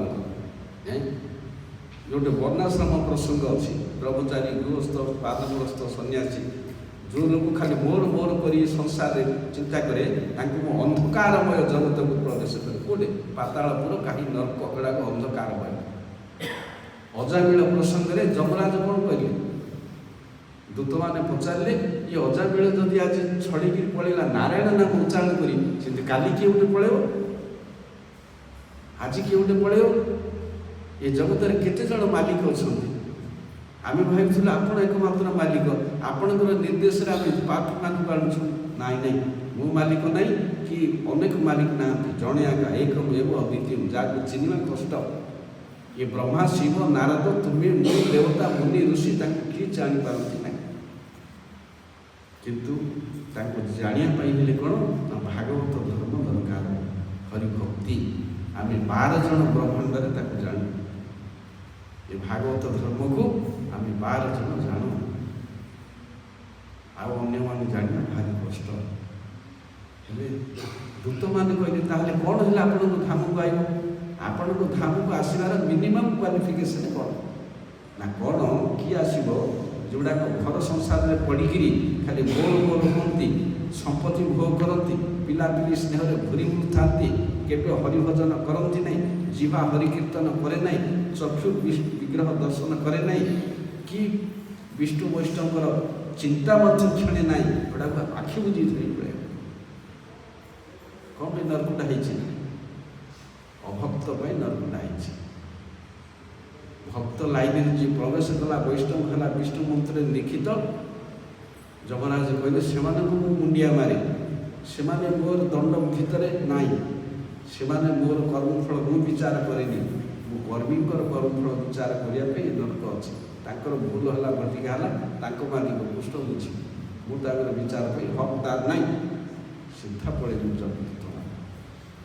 हरिभजन नक पुनर्जन्म पाइब जमलोक जीव छेचा कचड़ा हो संसार कर मत घुसुरी पाचिला कदली मिठा दे से नास्तिक मायाभुक्त जीव हरिभजनटा विशुक तार फल हूँ बारंबार जन्म देवा आपड़ मनीष मिलजी कि धनी करे ना ब्राह्मण जन्म हो केत कुकुर केत कीट केत मशा 84 लक्ष जोनी अच्छी 80 लक्ष जन्म अतिक्रम करी मनीष जन्म मिली आउ थे कि नकले आउ 80 लक्ष तोड़ डार्विन से थ्योरी प्रयोग कर मनुष्य होगी पढ़े आउ कड़े पढ़े आउ कड़े पढ़े से सब ना ये हिंदू धर्मर ना विवर्तवाद ये परिणामवाद वेदांत चलती विवर्तवाद काम करे ना इंद्र एत बड़ 100टा यज्ञ कर जो इंद्र अमृत खाया लोक कालक्रमे विष्ठा भोगिका घुसुरी जन्म है ब्रह्मा कहले हरे ये विष्ठा खाऊ तू पूरा इंद्र यज्ञर चरु खाया लोक सोमरस पान करिया लोक ना ये विष्ठा मत स्वाद लगुच इंद्र पद दरकार नहीं जीव जो जन्म जो शरीर जो लोक पाइले प्रति आकृष्ट हो जाए ये घरे रही खराब हो पचे घरटा का मोर भल से ना जा दरकार जो जन्म पाई जो घर पाई से तार नित्य हो जाए यहाँ जीवर हूँ मोह से पिता माता जमी कर्म केतबेले भगवान हम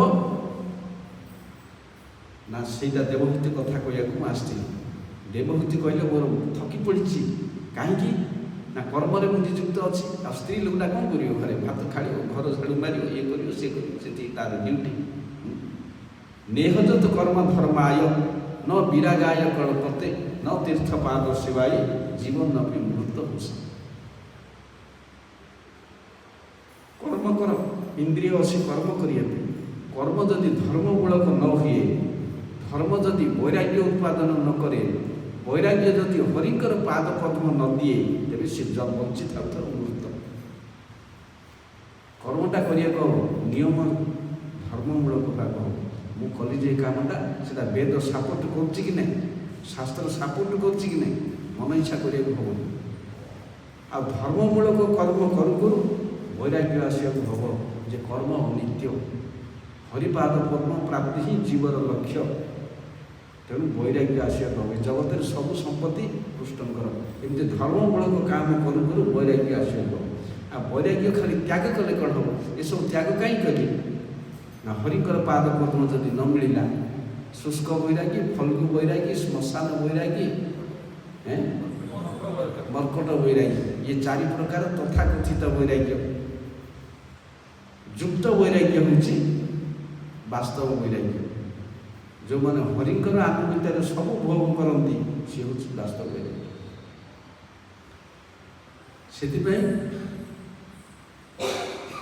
कर्मटा धर्ममूलक हवा धर्म वैराग्य हवा वैराग्य हरिपाद पद्म सेवन कले कर्मटा भगवान पितामाता केतबेले भगवान हेबे से तो भगवान हो पारे पूज्य हे किंतु जो पितामाता तार संतान को कर्म नियोजित करे से पितामाता पूज्य नहीं कहीं ना तार नर्क गति है संतान कहीं जन्म कर संतान कौन भी जन्म करा है पुत्रार्थे क्रियते भाज्या पुत्र पिंड प्रयोजन स्त्री ने कहीं संग्रह करला सी ना पुत्र जन्म करी बोली स्त्री संग्रह कला भोग करिया पुत्रटा कहीं जन्म देला ना पिंड दब मत उद्धार कर किंतु पुत्र जदि हरिभक्त नहला उद्धार कर कर्मकांडीय श्राद्ध मूल्यहीन ब्राह्मण द्वारा पुरोहित द्वारा घटी बाड़े देला आजिकल तो सब टेम्पर कोटी कोटी होगा मुसलिया को पाँच से कोटि कल्प पंत से श्राद्ध कले मुक्ति हम ना कहीं ना पितृपुरुष सब महाप्रसाद आशा रखती तावत भ्रमन्ति संसारे पितरः पिण्ड तत्परा जावत कूले न जायन्ते वैष्णव नाम देव। से पर्यंत पितृपुरुष पिंड आशारे घूरी बुलती जो पर्यंत वैष्णव संतान जन्म न होइछि। हरिभजन करिया कहैछि से जब वैष्णव संतान जन्म हेले हरिभजन कले से पिंडटा उपरକୁ जीव नले कर्मकांड श्राद्धरे जीवन पिलाटा केमिति वैष्णव हम हाँ पिता माता जदि सी लाइन न चली था तेणु पिता वैष्णव हम माता वैष्णव हम ताहले से पूज्य हम नले हम पिता माता जदि वैष्णव हेबे ताहले संतानर नरक बाट बंद हो। पिता जदि पिला मानकु नरक को पठेला जमदंड देला ताहले से पुत्र हंता से पुत्र स्नेही पिता ने जमती गाई पाली क्षीर खाइले बुढ़ीगला कंसे खाना दे दियो छेली मेढ़ा 4-5टा होता सी बड़ी बड़ी वंश वृद्धि कर 100 है न पठाण बिकियो कि निजे पालन कलु पशुजाक से सब एटा पठाण नहीं बिकिलु कंसे खाना देलु सेमती निजर पुत्र कन्या को पाली पोषी गर्भधारण कर जन्म कल से सब जम लोक देल से जहाँ से पिता माता केमी पूज्य हो ए हरिसेवा करना मुझे तो जन्म देली मोर पूजा करू ना तो हरिसेवा करूँ वही से पिता माता सेवा कर पाइब कौन फल नरक बोली या मुक्त हम बोले खाई भक्तिया मांग अभिजानाति जावान जस्मास्मि तत्त्वतः तत्त्वमान तत्त्व ज्ञात विशते तदनंतरम भक्ति द्वारा मत जानी हुए भजन कले मत पाइब कोठे नाई अनित्य संसार से कहले बोला कृष्ण सेगुड़ा नरक पकाए जोड़ा मो पिता मोर स्त्री मोर पिला मो संपत्ति मो घर मो द्वार मो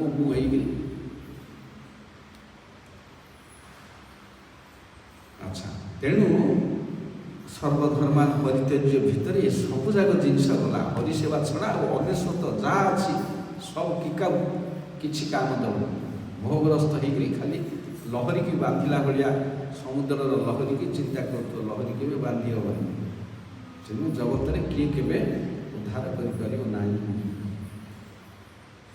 जो माने हरिभजन करती ना से उच्च पोस्ट रहा हम नेता पदरे उच्च पुरोहित पदरे पितामाता स्थिति रे राज्य शासन स्थिति रे बड़ पोस्ट जगह अभक्त को केवे रखियो नहीं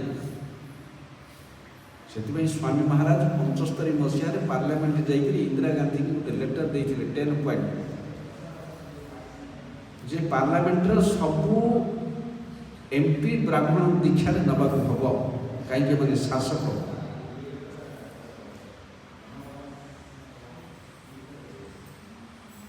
से राजतंत्र मंत्री होता ब्राह्मण ब्राह्मण मुंडर ज्ञान शूद्र मुंडरे कौन आए तेणु गणतंत्र द्वारा जीवगण खाली हाहाकार करती गणतंत्र द्वारा के जीवर मंगल कामना पूर्ण हो पार ये कली जुगे शूद्र शासन क्षत्रियर ब्रेन या कौन आस ये तो नीच जाति है तार सब नीच जिनस आण विदेश आण संविधान हिंदू शासन कर कुकुर बुद्धि क्षत्रियर राजतंत्र भगवत सृष्ट कौटिल्यंकर अर्थशास्त्र से जिनस लिखाई गुड़ाक मन कल्पित सब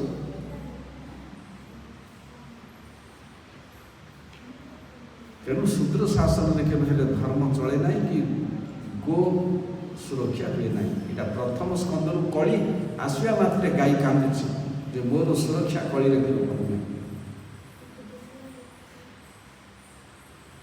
से कहते उच्च पदवी रहा हमनी कहीं गुरु न सस्यात पिता न सस्यात जननी न सस्यात दैव पत्नी न सस्यात दैव न सस्यात न मोचयित जह संकेत मृत्यु से पिता पिता नुहे जदि तार संतान को मृत्यु रक्षा कर न पारे माता माता नुहे गुरु गुरु नुहे दैव दैव नुहे बंधु बंधु नुहे पति पति नुहे जदि एमाने मृत्यु अनेक रक्षा कर न पारे पचार मृत्यु किए क्या रक्षा कर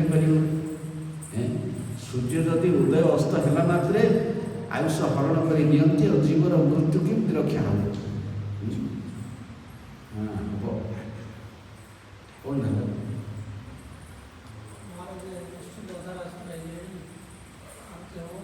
ସାଢ଼େ 9ଟା 10 ମିନିଟ୍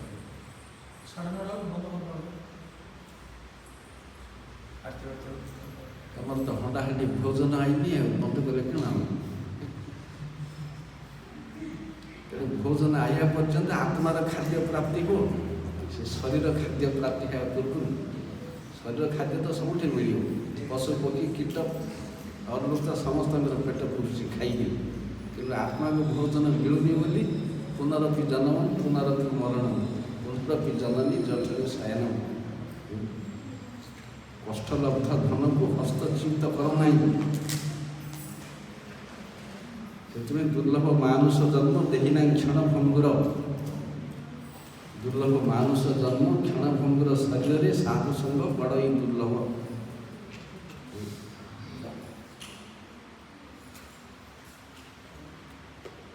ସେଥିପାଇଁ ଜଗତରେ ସବୁଠାରୁ କଷ୍ଟ ହେଉଛି ହରିକଥା ଶୁଣିବା ଆଉ ହରିଭଜନ କରିବା। ବହିର୍ମୁଖୀ ଇନ୍ଦ୍ରିୟ କେବେ ହେଲେ ହରିକଥା ଶୁଣିବାକୁ ଦିଏ ନାହିଁ ଜୀବନ। ସେଟା ମାୟାର ବୃତ୍ତି। କେତେ ଲୋକଙ୍କୁ ବିଜାର ଲାଗେ, କାହିଁକି ନା ଆମେ ବହିର୍ମୁଖ ହୋଇଯାଇଛି ପୁରା। ଆମେ ଗୋଟେ ଭିତରେ ଅଭିନିବେଶ ହୋଇଯାଇଛି। ମଦୁଆ ମଦ ପିଇକି ଏମିତି ହୋଇଯାଇଛି, ଆଉ ମଦ ବାହାର କଥା କିଛି ସେ ଶୁଣିପାରିବନି। ତା ଇନ୍ଦ୍ରିୟ ସବୁ ହୋଇଯାଇଛି ସେ। ସିଏ କ'ଣ ମଦ ଖାଇବ? ମଦ ତାକୁ ଖାଇ ଦେଇଛି। ସିଏ ମଦ ଛାଡ଼ିବାକୁ ଚାହିଁଲେ ମଧ୍ୟ ମଦ ତାକୁ ଛାଡ଼ିପାରିବନି। ସେମିତି ମାୟାଗ୍ରସ୍ତ ହେଇକରି ଜୀବ ଏତେ ବଦ୍ଧ ସ୍ଥିତିରେ ରହିଯାଇଛି, ସେ ଅବସ୍ଥାର ମୁକୁଳିଆ ଭାରି କଷ୍ଟ।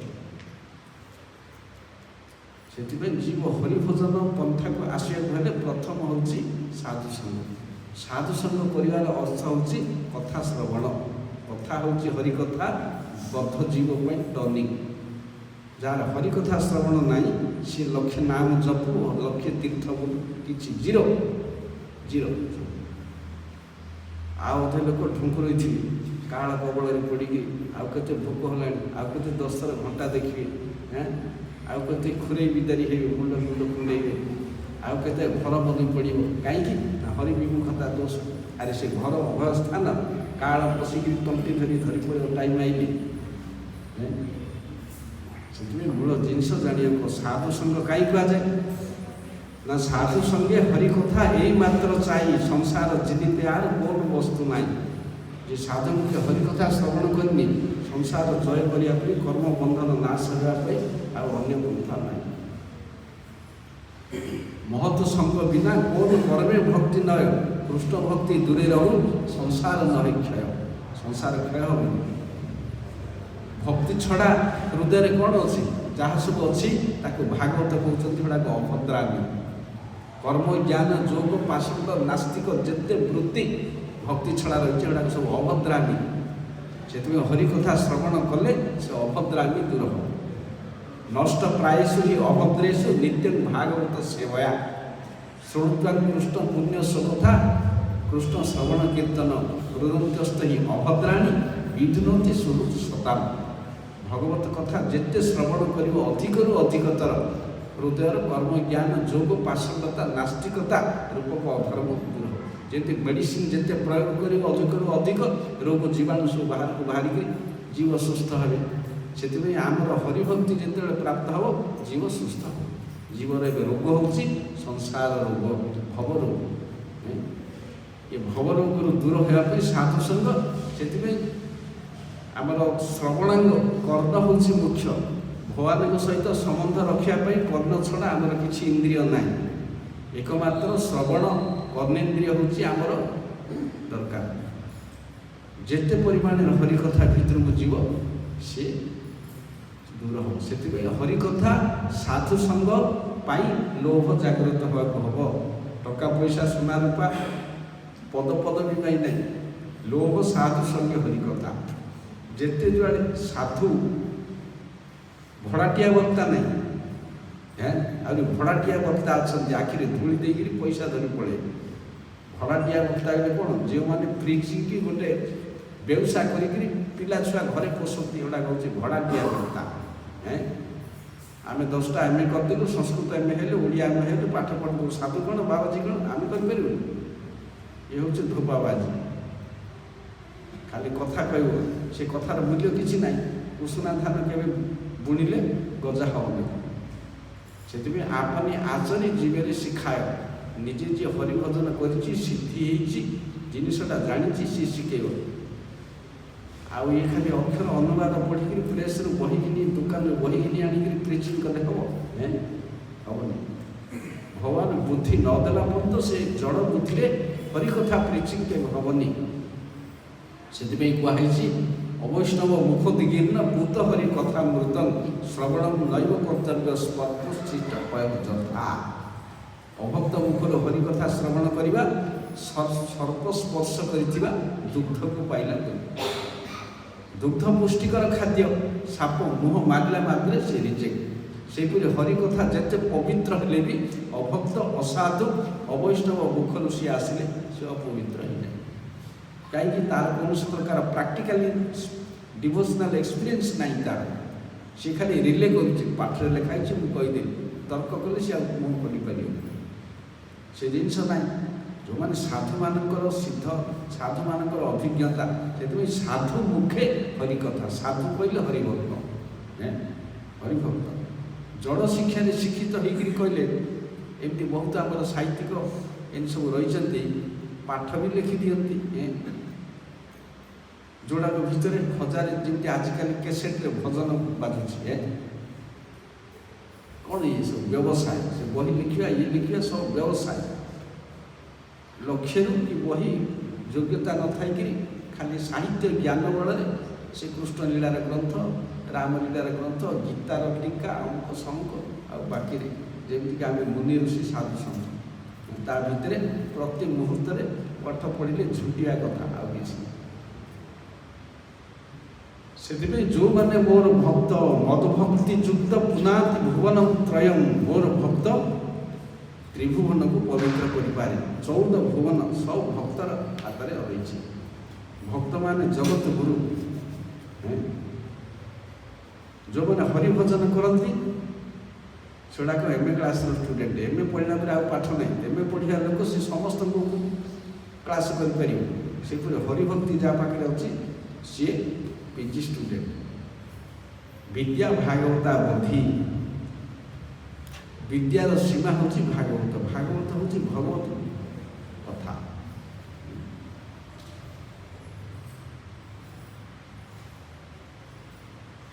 ତେଣୁ ଆଜି ଗଣେଶ ପୂଜା କରିବ, ଆଉ ଦିନେ ସରସ୍ୱତୀ ପୂଜା କରିବ, ଆଉ ଦିନେ ଦୁର୍ଗା ପୂଜା କରିବ, ଆଉ ଦିନେ ଶିବ ପୂଜା କରିବ, ଆଉ ଥରେ ବିଶ୍ୱକର୍ମା ପୂଜା କରିବ, ଆଉ ଥରେ କାଳୀ ପୂଜା କରିବ। କେତେ ପୂଜା କରିବ? ସେଇଟା ଲକ୍ଷ୍ମୀ ପୂଜା।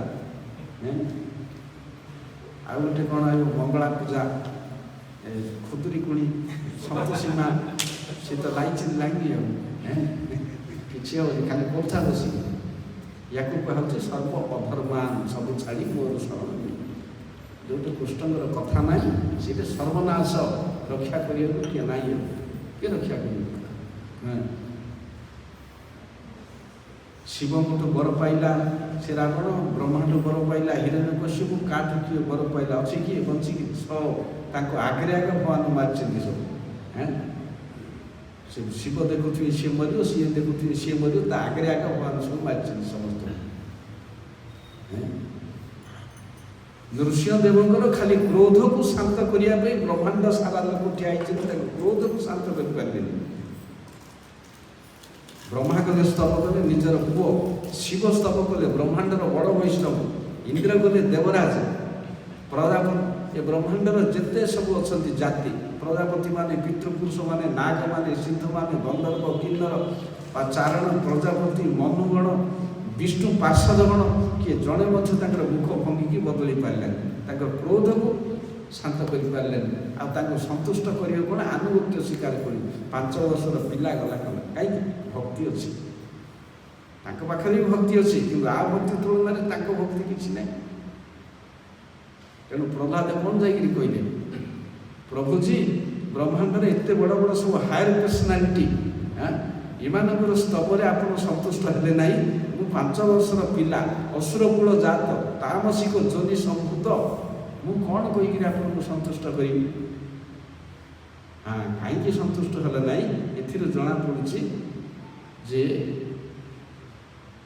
ଆଭିଜାତ୍ୟ ଉଚ୍ଚ କୂଳରେ ଜନ୍ମ, ବୈଦିକ ଜ୍ଞାନ, ଶାରୀରିକ ବଳ, ଶରୀରର ସୌନ୍ଦର୍ଯ୍ୟ, ତପଶକ୍ତି କିଛି ଦ୍ୱାରା ଆପଣ ସନ୍ତୁଷ୍ଟ ହୋଇପାରନ୍ତି ନାହିଁ ଏକମାତ୍ର ଭକ୍ତି ଛଡ଼ା। ସେ ଭକ୍ତି ସେମାନଙ୍କ ପାଖରେ ନାହିଁ ବୋଲି ଆପଣଙ୍କୁ ସନ୍ତୁଷ୍ଟ କରିପାରନ୍ତି ନାହିଁ। ସେଠୁ କେତେ କଥା ଏମିତି ସ୍ତବରେ କହିଛନ୍ତି, ସବୁଠୁ ଭକ୍ତିର ଆଲୋଚନା। ତୁମେ ଭଜନ କର, ପୃଷ୍ଠକୁ କ'ଣ ଅର୍ପଣ କର, ସେଥିପାଇଁ ଭଗବାନ କହିଛନ୍ତି କର୍ମୀ ଜ୍ଞାନୀ ଯୋଗୀ ଯାହା ମୋତେ ଉପହାର ଦିଅନ୍ତି ମୁଁ ତାକୁ ପାଦରେ ଧାରଣ କରେ, ମୋର ଭକ୍ତ ଯେଉଁଟା ଦିଅନ୍ତି ସେଇଟା ମୁଁ ମସ୍ତକରେ ଶିର ଧାର୍ଯ୍ୟ କରି ଗ୍ରହଣ କରେ। ସେଥିପାଇଁ ପିତା ନ ସସ୍ୟାତ୍ ଜନନୀ ନ ସାସ୍ୟାତ୍, ଏ ଶ୍ଲୋକଟା ମୁଁ ଉଦାହରଣ ଦେଉଛି। ଦେଖ, ଏଇଟା ଗୋଟେ ବଡ଼ ଇମ୍ପୋର୍ଟାଣ୍ଟ ଶ୍ଲୋକ ଭାଗବତର, ଯେଉଁଟା ସାଧାରଣ ଲୋକ ପୃଥିବୀରେ ଆକୁ ସ୍ୱୀକାର କରିବା କଷ୍ଟ, କିନ୍ତୁ କାରଣ ଦେଖିଲେ ମାନିବାକୁ ବାଧ୍ୟ। ଏମିତି ଭାଗବତର ଜିନିଷ ରହିଛି। ହେଲେ ମୁଁ କହିଲି ଯେଉଁମାନେ ହରିଭଜନ କରନ୍ତି ନାହିଁ ସେମାନେ ଉଚ୍ଚ ପୋଷ୍ଟରେ ରହିବାକୁ ହେବ ନାହିଁ। ଶାସକ ପୋଷ୍ଟରେ କି ଅଫିସର ପୋଷ୍ଟରେ କି ପିତାମାତା ପୋଷ୍ଟରେ କି ସଂସାର ଚଳେଇବା ପୋଷ୍ଟରେ କି ରାଜନୀତିଜ୍ଞ କି ସାମାଜିକ କର୍ମୀ କୌଣସି ବଡ଼ ପୋଷ୍ଟରେ ରହିବାକୁ ହେଲେ ହରିଭକ୍ତ ହେବାକୁ ହେବ। କାହିଁକି? ସେମାନେ ଉଚ୍ଚ ପୋଷ୍ଟରେ ତାଙ୍କର ଅନେକ ଆନୁଗତ୍ୟ ଅଛନ୍ତି। ସେଥିପାଇଁ କହିଲେ ସେ ପିତା ନୁହେଁ ଯଦି ତାର ସନ୍ତାନକୁ ରକ୍ଷା କରି ନପାରେ ମୃତ୍ୟୁରୁ, ସେ ମାତା ନୁହେଁ ଯଦି ସନ୍ତାନକୁ ମୃତ୍ୟୁରୁ ରକ୍ଷା କରି ନପାରେ, ସେ ପତି ନୁହେଁ ଯଦି ପତ୍ନୀକୁ ମୃତ୍ୟୁରୁ ରକ୍ଷା କରି ନପାରେ, ସେ ଗୁରୁ ନୁହେଁ ଯଦି ଶିଷ୍ୟକୁ ମୃତ୍ୟୁରୁ ରକ୍ଷା କରି ନପାରେ, ସେ ବନ୍ଧୁ ନୁହେଁ ଯଦି ବନ୍ଧୁକୁ ମୃତ୍ୟୁରୁ ରକ୍ଷା କରି ନପାରେ, ସେ ଦୈବ ନୁହେଁ ଯଦି ତାର ଆନୁଗତ୍ୟକୁ ସ୍ୱୀକାର କରି ରକ୍ଷା କରି। ହେଲେ ପୂର୍ବପକ୍ଷ ଶ୍ଲୋକ ପ୍ରତିବାଦ ଉଠିବ କ'ଣ ନା, ରକ୍ଷା ତ କିଏ ମୃତ୍ୟୁରୁ କାହାକୁ ରକ୍ଷା କରିବ? ଜଗତରେ ସୂର୍ଯ୍ୟ ଉଦୟ ଅସ୍ତ ହେବା ମାତ୍ରେ ଯଦି ଆୟୁଷ ହରଣ କରନ୍ତି, ବୃତ୍ତାସୁର ଦେବତା ଅସୁରମାନଙ୍କୁ କହିଛନ୍ତି ଆରେ ମୃତ୍ୟୁରୁ ବଞ୍ଚିବା ପାଇଁ ଆଜି ପର୍ଯ୍ୟନ୍ତ କିଏ କୌଣସି ଉପାୟ ବାହାର କରି ଖୋଜିକି ବାହାର କଲାନି? ଏହା ତୁମମାନେ ଅଯଥା ଯାଉଛ, ମରିବ ବୋଲେ ମରିବ, ଯୁଦ୍ଧ କ୍ଷେତ୍ରରେ ବୀରତ୍ୱର ସହିତ ମରିବ। ହେଲେ ଏଗୁଡ଼ାକ ମୃତ୍ୟୁ ସପକ୍ଷରେ କୁହାହେଉଛି। ଯେମିତି ଗୀତାରେ ଜାତସ୍ୟ ହିଁ ଧ୍ରୁବ ମୃତ୍ୟୁ, ଧ୍ରୁବ ଜନ୍ମ ମୃତ୍ୟୁ, ବଞ୍ଚିଲେ ମରିବ, ମରିଲେ ବଞ୍ଚିବ, ଚାଲିଛି ଏଇଟା। ଯଦି ମୃତ୍ୟୁ ପାଇଁ ଏତେ ଶ୍ଲୋକ ଅଛି ତାହେଲେ ମୃତ୍ୟୁରୁ ରକ୍ଷା କରିବ କିଏ?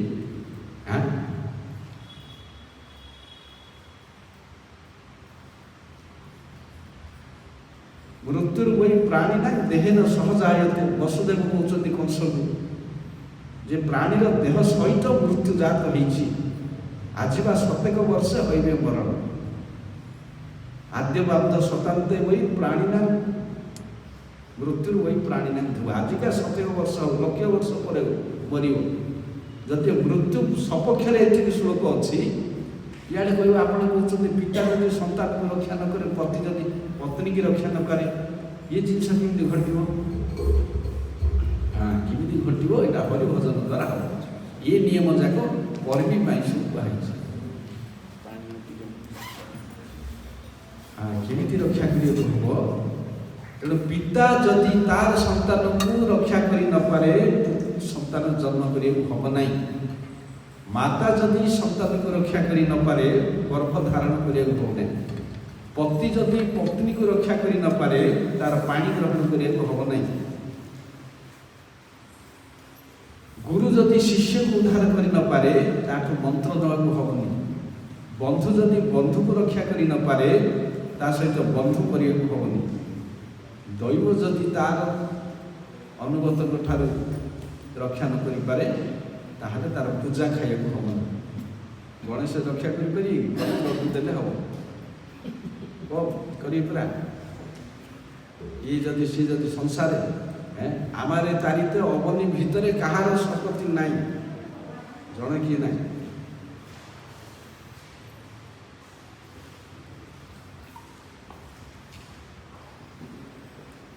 তেণু প্রথম পয়েন্টକୁ ଆସ। ଆଜ୍ଞା ଭାଗବତରେ କାହିଁକି ଏ ଶ୍ଲୋକ କୁହାହେଇଛି? ପଦ୍ମ ପୁରାଣରେ କୁହାହେଉଛି ଜନନୀ ଜନ୍ମଭୂମିଶ୍ଚ ସ୍ୱର୍ଗାଦପି ଗରିୟସୀ ପିତା ଧର୍ମ ପିତା ସ୍ୱର୍ଗ ପିତା ହିଁ ପରମ ତପ ପିତରି ପ୍ରୀତିମା ପନ୍ନେ ପ୍ରିୟନ୍ତି ସର୍ବଦେବତା। ଏ ଶ୍ଲୋକ କୁଆଡ଼େ ଗଲା?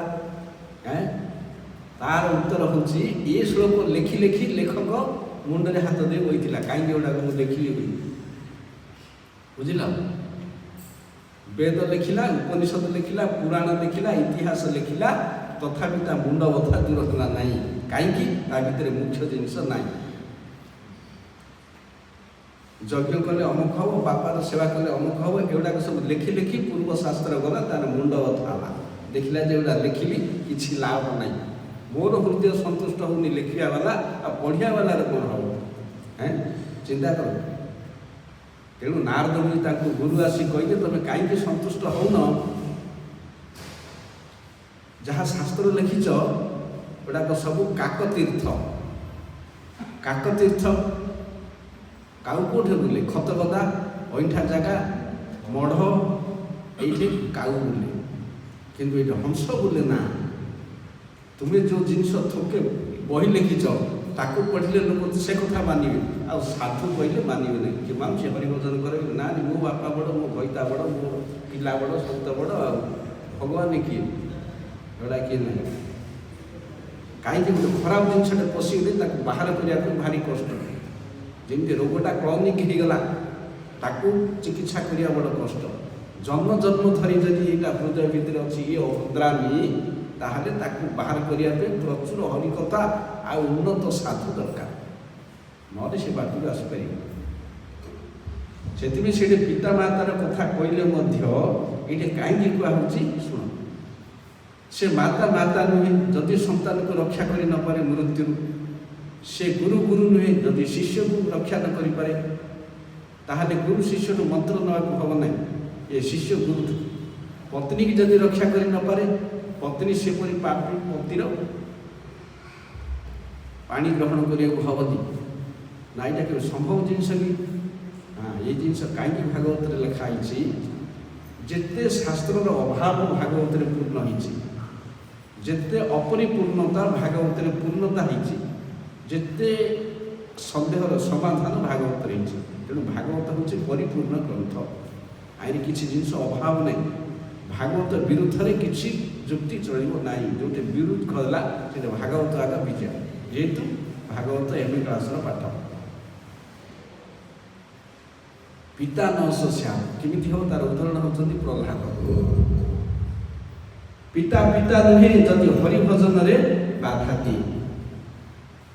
ନିଜର କନିଷ୍ଠ ପୁତ୍ର, ସାଧାରଣତଃ ସାନ ପୁଅଟାକୁ ସମସ୍ତେ ଆଦର କରନ୍ତି, ସେହିପରି ହିରଣ୍ୟକଶ୍ୟପ ବି ଆଦର କରୁଥିଲା। ପାଠ ପଢ଼ିବା ପାଇଁ ଗୁରୁ ନିଯୁକ୍ତ କଲା, ଖାଇବା ପିଇବା କିଛି ତ ଅଭାବ ନାହିଁ। ପିତା ପୁତ୍ର ଭିତରେ କାହିଁକି କଳହ ଲାଗି ରହିଲା? ଆଜୀବନ ଭାଗ ଦେଲାନି ନା ଶତ୍ରୁତା କଲା? କିଛି ତ ନାହିଁ। ସବ ନିର୍ମଳରେ ଥିଲା। ଆଲିଙ୍ଗନ କରି କୋଳରେ ବସେଇକିରି ଚୁମ୍ବନ ଦେଇକିରି ମସ୍ତକ ଆଘ୍ରାଣ କରିକିରି ପଚାରିଲା, କ'ଣ ପଢ଼ିଲୁ? ଖାଲି ବିରୋଧ ହେଲା ହରିଭଜନ କରିବାରୁ। ହରିଭଜନ ହିରଣ୍ୟକଶ୍ୟପର ଚକ୍ଷୁଶୂଳ ହେଲା। ମୋର ଶତ୍ରୁର ଇଏ ଆନୁଗତ୍ୟ ସ୍ୱୀକାର କରୁଛି, ଶତ୍ରୁର ଇଏ ପ୍ରଚାର କରୁଛି। 5 ବର୍ଷର ପିଲା ହେଲେ ମଧ୍ୟ ସାରା ଜୀବନ ବ୍ୟାପୀ ହିରଣ୍ୟକଶ୍ୟପର ନୀତିକୁ ସମର୍ଥନ କଲେ ନାହିଁ। ତେଣୁ ପିତା ବୋଲି ମାନିଲେ ନାହିଁ। ପିତା ନ ଶୋଷ୍ୟା, ମାତା ନ ଶୋଷ୍ୟା। ପିତାକୁ ଛାଡ଼ିଦେବ ସିନା, ମାତା ବୋଲି ମାନିବ? କୈକେୟୀ କେତେ କପଟ କରି ରାମଙ୍କୁ ବନବାସ ଦେଲେ, କପଟ କରି ମନ୍ଥରା ଦ୍ୱାରା ପ୍ରେରିତ ହେଇକିରି। ପୁଅକୁ ବାପାକୁ ଅଣେଇକିରି ତୁ ରାଜ୍ୟରେ ତାକୁ ନିର୍ବାସନ କରିଦେଇଛି। ଭରତ ବସିଲେ ନାହିଁ। କାହିଁକି ନା ଏଟା ରାମଙ୍କର ଏ ସିଂହାସନରେ ଅଧିକାର, ସେ ଅଯୋଧ୍ୟାପତି। ତେଣୁ ସେ ମାତାଙ୍କ ଆଦେଶକୁ ମାନିଲେ ନାହିଁ। ଅଯୋଧ୍ୟାରେ ନ ରହି ନନ୍ଦୀଗ୍ରାମରେ ରହି ଗୋରୁ ମୁତରେ ଜବକୁ ସିଝେଇ 12 ବର୍ଷ 14 ବର୍ଷ କାଳ ଖାଇକି ରହିଛନ୍ତି। ଏପରିକି ଅନ୍ନ ତ୍ୟାଗ ମଧ୍ୟ କରିଦେଲେ।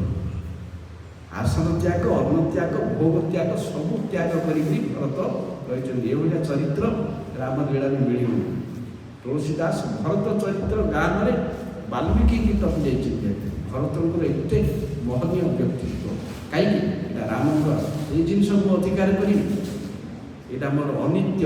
ତେଣୁ ମାତା ନ ସସ୍ୟାତ୍, ସେ ମାତା ନାହିଁ, ଯେହେତୁ ଭଗବାନଙ୍କ ବିରୁଦ୍ଧରେ କହିବ। ଗୁରୁ ନ ସସ୍ୟାତ୍, ଗୁରୁ ହେଉଛନ୍ତି ଶୁକ୍ରାଚାର୍ଯ୍ୟ। ବଳି ମହାରାଜଙ୍କ ପାଇଁ ରକ୍ତ ଦେଇକରି ତାଙ୍କୁ କଲେ। ବଳି ମହାରାଜ ମରି ଯାଇଥିଲେ, ସଞ୍ଜୀବନୀ ବିଦ୍ୟା ଦ୍ୱାରା ବଡ଼ କରେଇଲେ, ବଞ୍ଚେଇଲେ। ବିଶ୍ୱଜିତ ଯଜ୍ଞ କରେଇଲେ, 100ଟା ଅଶ୍ୱ ମଧ୍ୟ ଯଜ୍ଞ କରେଇକିରି ଇନ୍ଦ୍ରପଦକୁ ନେଲେ। ଏତେ କରିବା ସତ୍ତ୍ୱେ ବାମନ ଦେବାଙ୍କୁ ଯେତେବେଳେ ଦାନ ଦେବା ପାଇଁ ବିରୁଦ୍ଧ କଲେ, ଗୋଟେ ଧୋକା ସେ ମାରିଦେଲେ। ଗୁରୁ ନାହିଁ ଅଜା, ବିଷ୍ଣୁଦ୍ରୋହୀ କଥା ଶିଖଉଛୁ। ତମକୁ 10 ଟଙ୍କା ଦେଲେ ତମେ ତା ପଛରେ 10 ବର୍ଷ ଯାଇ ଗୋଡ଼େଇବ। ସିଏ ମରିବା ଲୋକଟାକୁ ବଞ୍ଚେଇଲେ, ଏଭଳି ଗୁରୁ ତ୍ୟାଗ କରିଦେଲେ ଭଗବାନଙ୍କୁ ପାଇଲେ। ଜୀବର ସ୍ୱାର୍ଥ କୋଉଟେ, ଜୀବର ଇଷ୍ଟ କୋଉଟେ ତମ ପାରିବ କି? ସେଇ ସର୍ବନାଶ ହେଲା। ସବୁ ତାଙ୍କୁ ଦେଲେ, ସେ ତ ସାପ ଦେଇକରି ଶୁକ୍ରାଚାର୍ଯ୍ୟ ଗଲେ ସିନା, ସେ ଗୁରୁ କଥା ଶୁଣିଦେଲେ। ଏତେ ଉପକାର କରିକିରି ମାନେ କିଏ ଅନିଷ୍ଟ କରିନାହାନ୍ତି। ହିରଣ୍ୟକଶିପୁ ହଉ, କୈକେୟୀ ହଉ କି ଶୁକ୍ରାଚାର୍ଯ୍ୟ ହଉ, ତାଙ୍କର ଆନୁଗତ ଯାକର ସେବା କରିକି ଯଜ୍ଞ ପତ୍ନୀ ମାନେ ସେ ବ୍ରାହ୍ମଣ ଗୁଡ଼ାକ ଖାଇବାକୁ ଦେଲେନି। ସେ ଦ୍ୱାପର ଯୁଗର କଥା, ଏ କଳି ଯୁଗର ମଧ୍ୟ ନାହିଁ। ଯାହାର ପାଦ ମୁହଁ କେବେ ଦେଖିନି କିଏ, ସେଭଳି ବ୍ରାହ୍ମଣ ପତ୍ନୀ ମାନେ 5000 ବର୍ଷ ପୂର୍ବେ ପିତା, ଆତ୍ମୀୟ, ଭ୍ରାତା, ପୁରୋହିତ, ଗୁରୁ ସମସ୍ତଙ୍କୁ ଅବଜ୍ଞା କରି କୃଷ୍ଣ ସେବା ପାଇଁ ଭୋଗ ଧରିକି ଯାଇଥିଲେ। ଏଇଟା ପ୍ରତିନ ସସ୍ୟା। ବିଭୀଷଣ ରାମ ବିରୋଧୀ କାର୍ଯ୍ୟ ହେତୁ ରାବଣକୁ ପରିତ୍ୟାଗ କରିକି ରାମଙ୍କର ଶରଣ ନେଲା। ସେ ବନ୍ଧୁ ନାହିଁ। ଖଟଙ୍ଗ ରାଜା ପାଇଁ ଦେବତା ମାନେ ବର ଦେବାକୁ ଚାହିଁଲେ, ଖଟଙ୍ଗ ରାଜା ଦେଲେ ନାହିଁ। ମୋର ଆୟୁଷ କେତେ ଅଛି ନା 48 ମିନିଟ୍ ମୋର ଆୟୁଷ ଅଛି। ସେ 48 ମିନିଟ୍ରେ ସ୍ୱର୍ଗର ରଥ ନେଇକରି ପରିସେବା କରିକି ମୁକ୍ତ ହେଇଗଲେ। 48 ମିନିଟ୍ରେ, ଏକ ମୁହୂର୍ତ୍ତ ଅଛି ଆୟୁଷ। ଆଉ ସେଥିପାଇଁ ଜୀବର ସ୍ୱାର୍ଥ ହେଉଛି ବିଷ୍ଣୁ।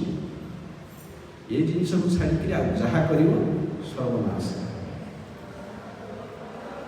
ମନ ହେଉନି କାହିଁକି ନା ସାଧୁସଙ୍ଗ ହେଉନି। ସାଧୁସଙ୍ଗ ହେଉନି କାହିଁକି କଥା ଶ୍ରବଣ ହେଉନି। ମୁଖ୍ୟ ଜିନିଷ ରହିଲା କଥା ଶ୍ରବଣ। ଏତିକି ଯଦି ନହେଲା ସର୍ବନାଶ।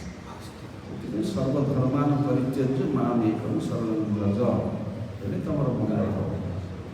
ଏକଂ ଶାସ୍ତ୍ର ଦେବକୀ ପୁତ୍ର ଗୀତ, ଏକଂ ଦେବ ଦେବକୀ ପୁତ୍ର, ଏକଂ ମନ୍ତ୍ର ତସ୍ୟ ନାମାନି, କର୍ମପ୍ୟେକଂ ତସ୍ୟ ଦେବ ସୁସେବା। କ'ଣ ଏ କନକ୍ଲୁଜନରେ ଅଛି? ଯେଉଁଟା କୃଷ୍ଣଙ୍କର ବାକ୍ୟ ସେ ଶାସ୍ତ୍ର, ଏକମାତ୍ର ଆରାଧ୍ୟ କୃଷ୍ଣ, ଏକମାତ୍ର ମନ୍ତ୍ର ତାଙ୍କର ନାମ, ଏକମାତ୍ର କର୍ମ ତାଙ୍କର ସେବା। ତାଙ୍କ ସେବା ଛଡ଼ା ଆଉ ସବୁଯାକ ବନ୍ଧନର କାରଣ। ଏ ଚାରିଟା ଭିତରେ ଏକମାତ୍ର ମନ୍ତ୍ର କ'ଣ ନା ତାଙ୍କର ନାମ, ହରେ କୃଷ୍ଣ କୃଷ୍ଣ କୃଷ୍ଣ ହରେ ହରେ, ହରେ ରାମ ରାମ ରାମ ହରେ ହରେ। ଏ ମନ୍ତ୍ରକୁ ଛାଡ଼ିକିରି ଆଉ ଲକ୍ଷ କୋଟି ମନ୍ତ୍ର ଗାନ କଲେ ମଧ୍ୟ ସଂସାର ଉଦ୍ଧାର ହେବ ନାହିଁ କଳି କାଳରେ। ହରେ ନାମ ହରେ ନାମୈବ କେବଳ ନାସ୍ତିବ ନାସ୍ତିବ ନାସ୍ତିବ ଗତିରନ୍ୟତା। 3 ଥର କୁହାହେଉଛି ପୁରା ଗ୍ୟାରେଣ୍ଟି ଦେଇକିରି। ଆଉ କେତେ କୁହାହବ? କାନରେ ତେଲ ପକେଇ ଯାଇନ ଶୁଣିବା ପାଇଁ? ହରିନାମ ଛଡ଼ା ଆଉ କିଛି ପନ୍ଥା ନାହିଁ। ସେ ଯଜ୍ଞ କର, ଜପ କର, ଧାମ କର, ତୀର୍ଥ କର, ପିଣ୍ଡ ଦିଅ, କିଛି ହେବନି। ସବ କଳି ଧ୍ୱଂସ କରିବ। ସେଥିପାଇଁ ସୁଖଦେବ ଗୋସ୍ୱାମୀ କହିଲେ, କଳି ଦୋଷର ଭଣ୍ଡାର ମୁଁ ମାନୁଛି, ସବୁ ଦୋଷ ଭର୍ତ୍ତି ହେଇଛି, କିନ୍ତୁ ଗୋଟିଏ ଗୁଣ ଅଛି, 100 ଖରାପ ନାହିଁ, 99 ଖରାପ। ସେ ଗୋଟାକ ହେଉଛି ହରିନାମ କହିଲେ। ଯିଏ କୃଷ୍ଣ ନାମ ଉଚ୍ଚାରଣ କଲା, କଳି ତା ପାଖରୁ ପଳେଇବ। କଳି ନାହିଁ, ମାୟା ନାହିଁ, କିଏ ଆଉ ତିଷ୍ଠିବାକୁ ନାହିଁ। ତେଣୁ କଳି ଯୁଗରେ କିଛି ତମକୁ ବଡ଼ କଥା କୁହାହୁଏ, ଅମକରେ ସମକରେ ଇଏ କରେ। ଏତିକି ହରିନାମ ଖାଲି କର। ଏତିକି ନାମ କଲେ ସତ୍ୟ ଯୁଗରେ 10 ବର୍ଷ ସାଧନ କଲେ ଯେଉଁ ଫଳ ମିଳେ, ତ୍ରେତୟା ଯୁଗରେ ବର୍ଷେ ସାଧନ କଲେ ଯେଉଁ ଫଳ ମିଳେ, ଦ୍ୱାପର ଯୁଗରେ ମାସେ ସାଧନ କଲେ ଯେଉଁ ଫଳ ମିଳେ, କଳି ଯୁଗରେ ନାମ ଦ୍ୱାରା ଗୋଟେ 24 ଘଣ୍ଟା ଗୋଟେ ଦିନରେ ସେ ଫଳ ମିଳିଯିବ। ତାଠୁ ଆହୁରି ଅଧିକ ଫଳ ମିଳିବ। କଳିକି ସବୁଠୁ ଭାଗ୍ୟବାନ ବୋଲି କୁହାଯାଇଛି। କାହିଁକି ନା ନାମ ଦ୍ୱାରା ସେ ସବୁ ଯାକ ପ୍ରାପ୍ତ ହେଇଯିବ। କର୍ମ, ଜ୍ଞାନ, ଯୋଗ, ଅମକ ସଙ୍ଗ ସବୁର ଫଳ। ତେଣୁ ଏପରି କିଏ ଲୋକ କହିପାରିବନି ଯେ ଚୈତନ୍ୟ ମହାପ୍ରଭୁ ଆମକୁ ଏମିତି ଗୋଟେ କାମ ବତେଇଲେ ଯେଉଁଟା ଆମ ଦ୍ୱାରା ହେଉନି। ଝାଡ଼ା ବସିଲେ ମଧ୍ୟ ହରିନାମ ହେବ। ଯେତେ ଅପବିତ୍ର ଅସଦସ୍ୟ ଅପବିତ୍ର ଅଶୁଭ ଅମଙ୍ଗଳ ଅବସ୍ଥାରେ ମଧ୍ୟ ହରିନାମ ସେସବୁ ନଷ୍ଟ କରିବ। ହଉ ବର୍ତ୍ତମାନ ରାତ୍ର ତ ବଢ଼ୁଛି, ଏବେ ପ୍ରସାଦ ଆଗତ ପ୍ରାୟ, ଏଣୁ ये प्रसाद पर से प्रसाद अपेक्षा कर श्रोता आज आम हरिकथा को विश्राम देवा पंचाकल कृपा कीर्तन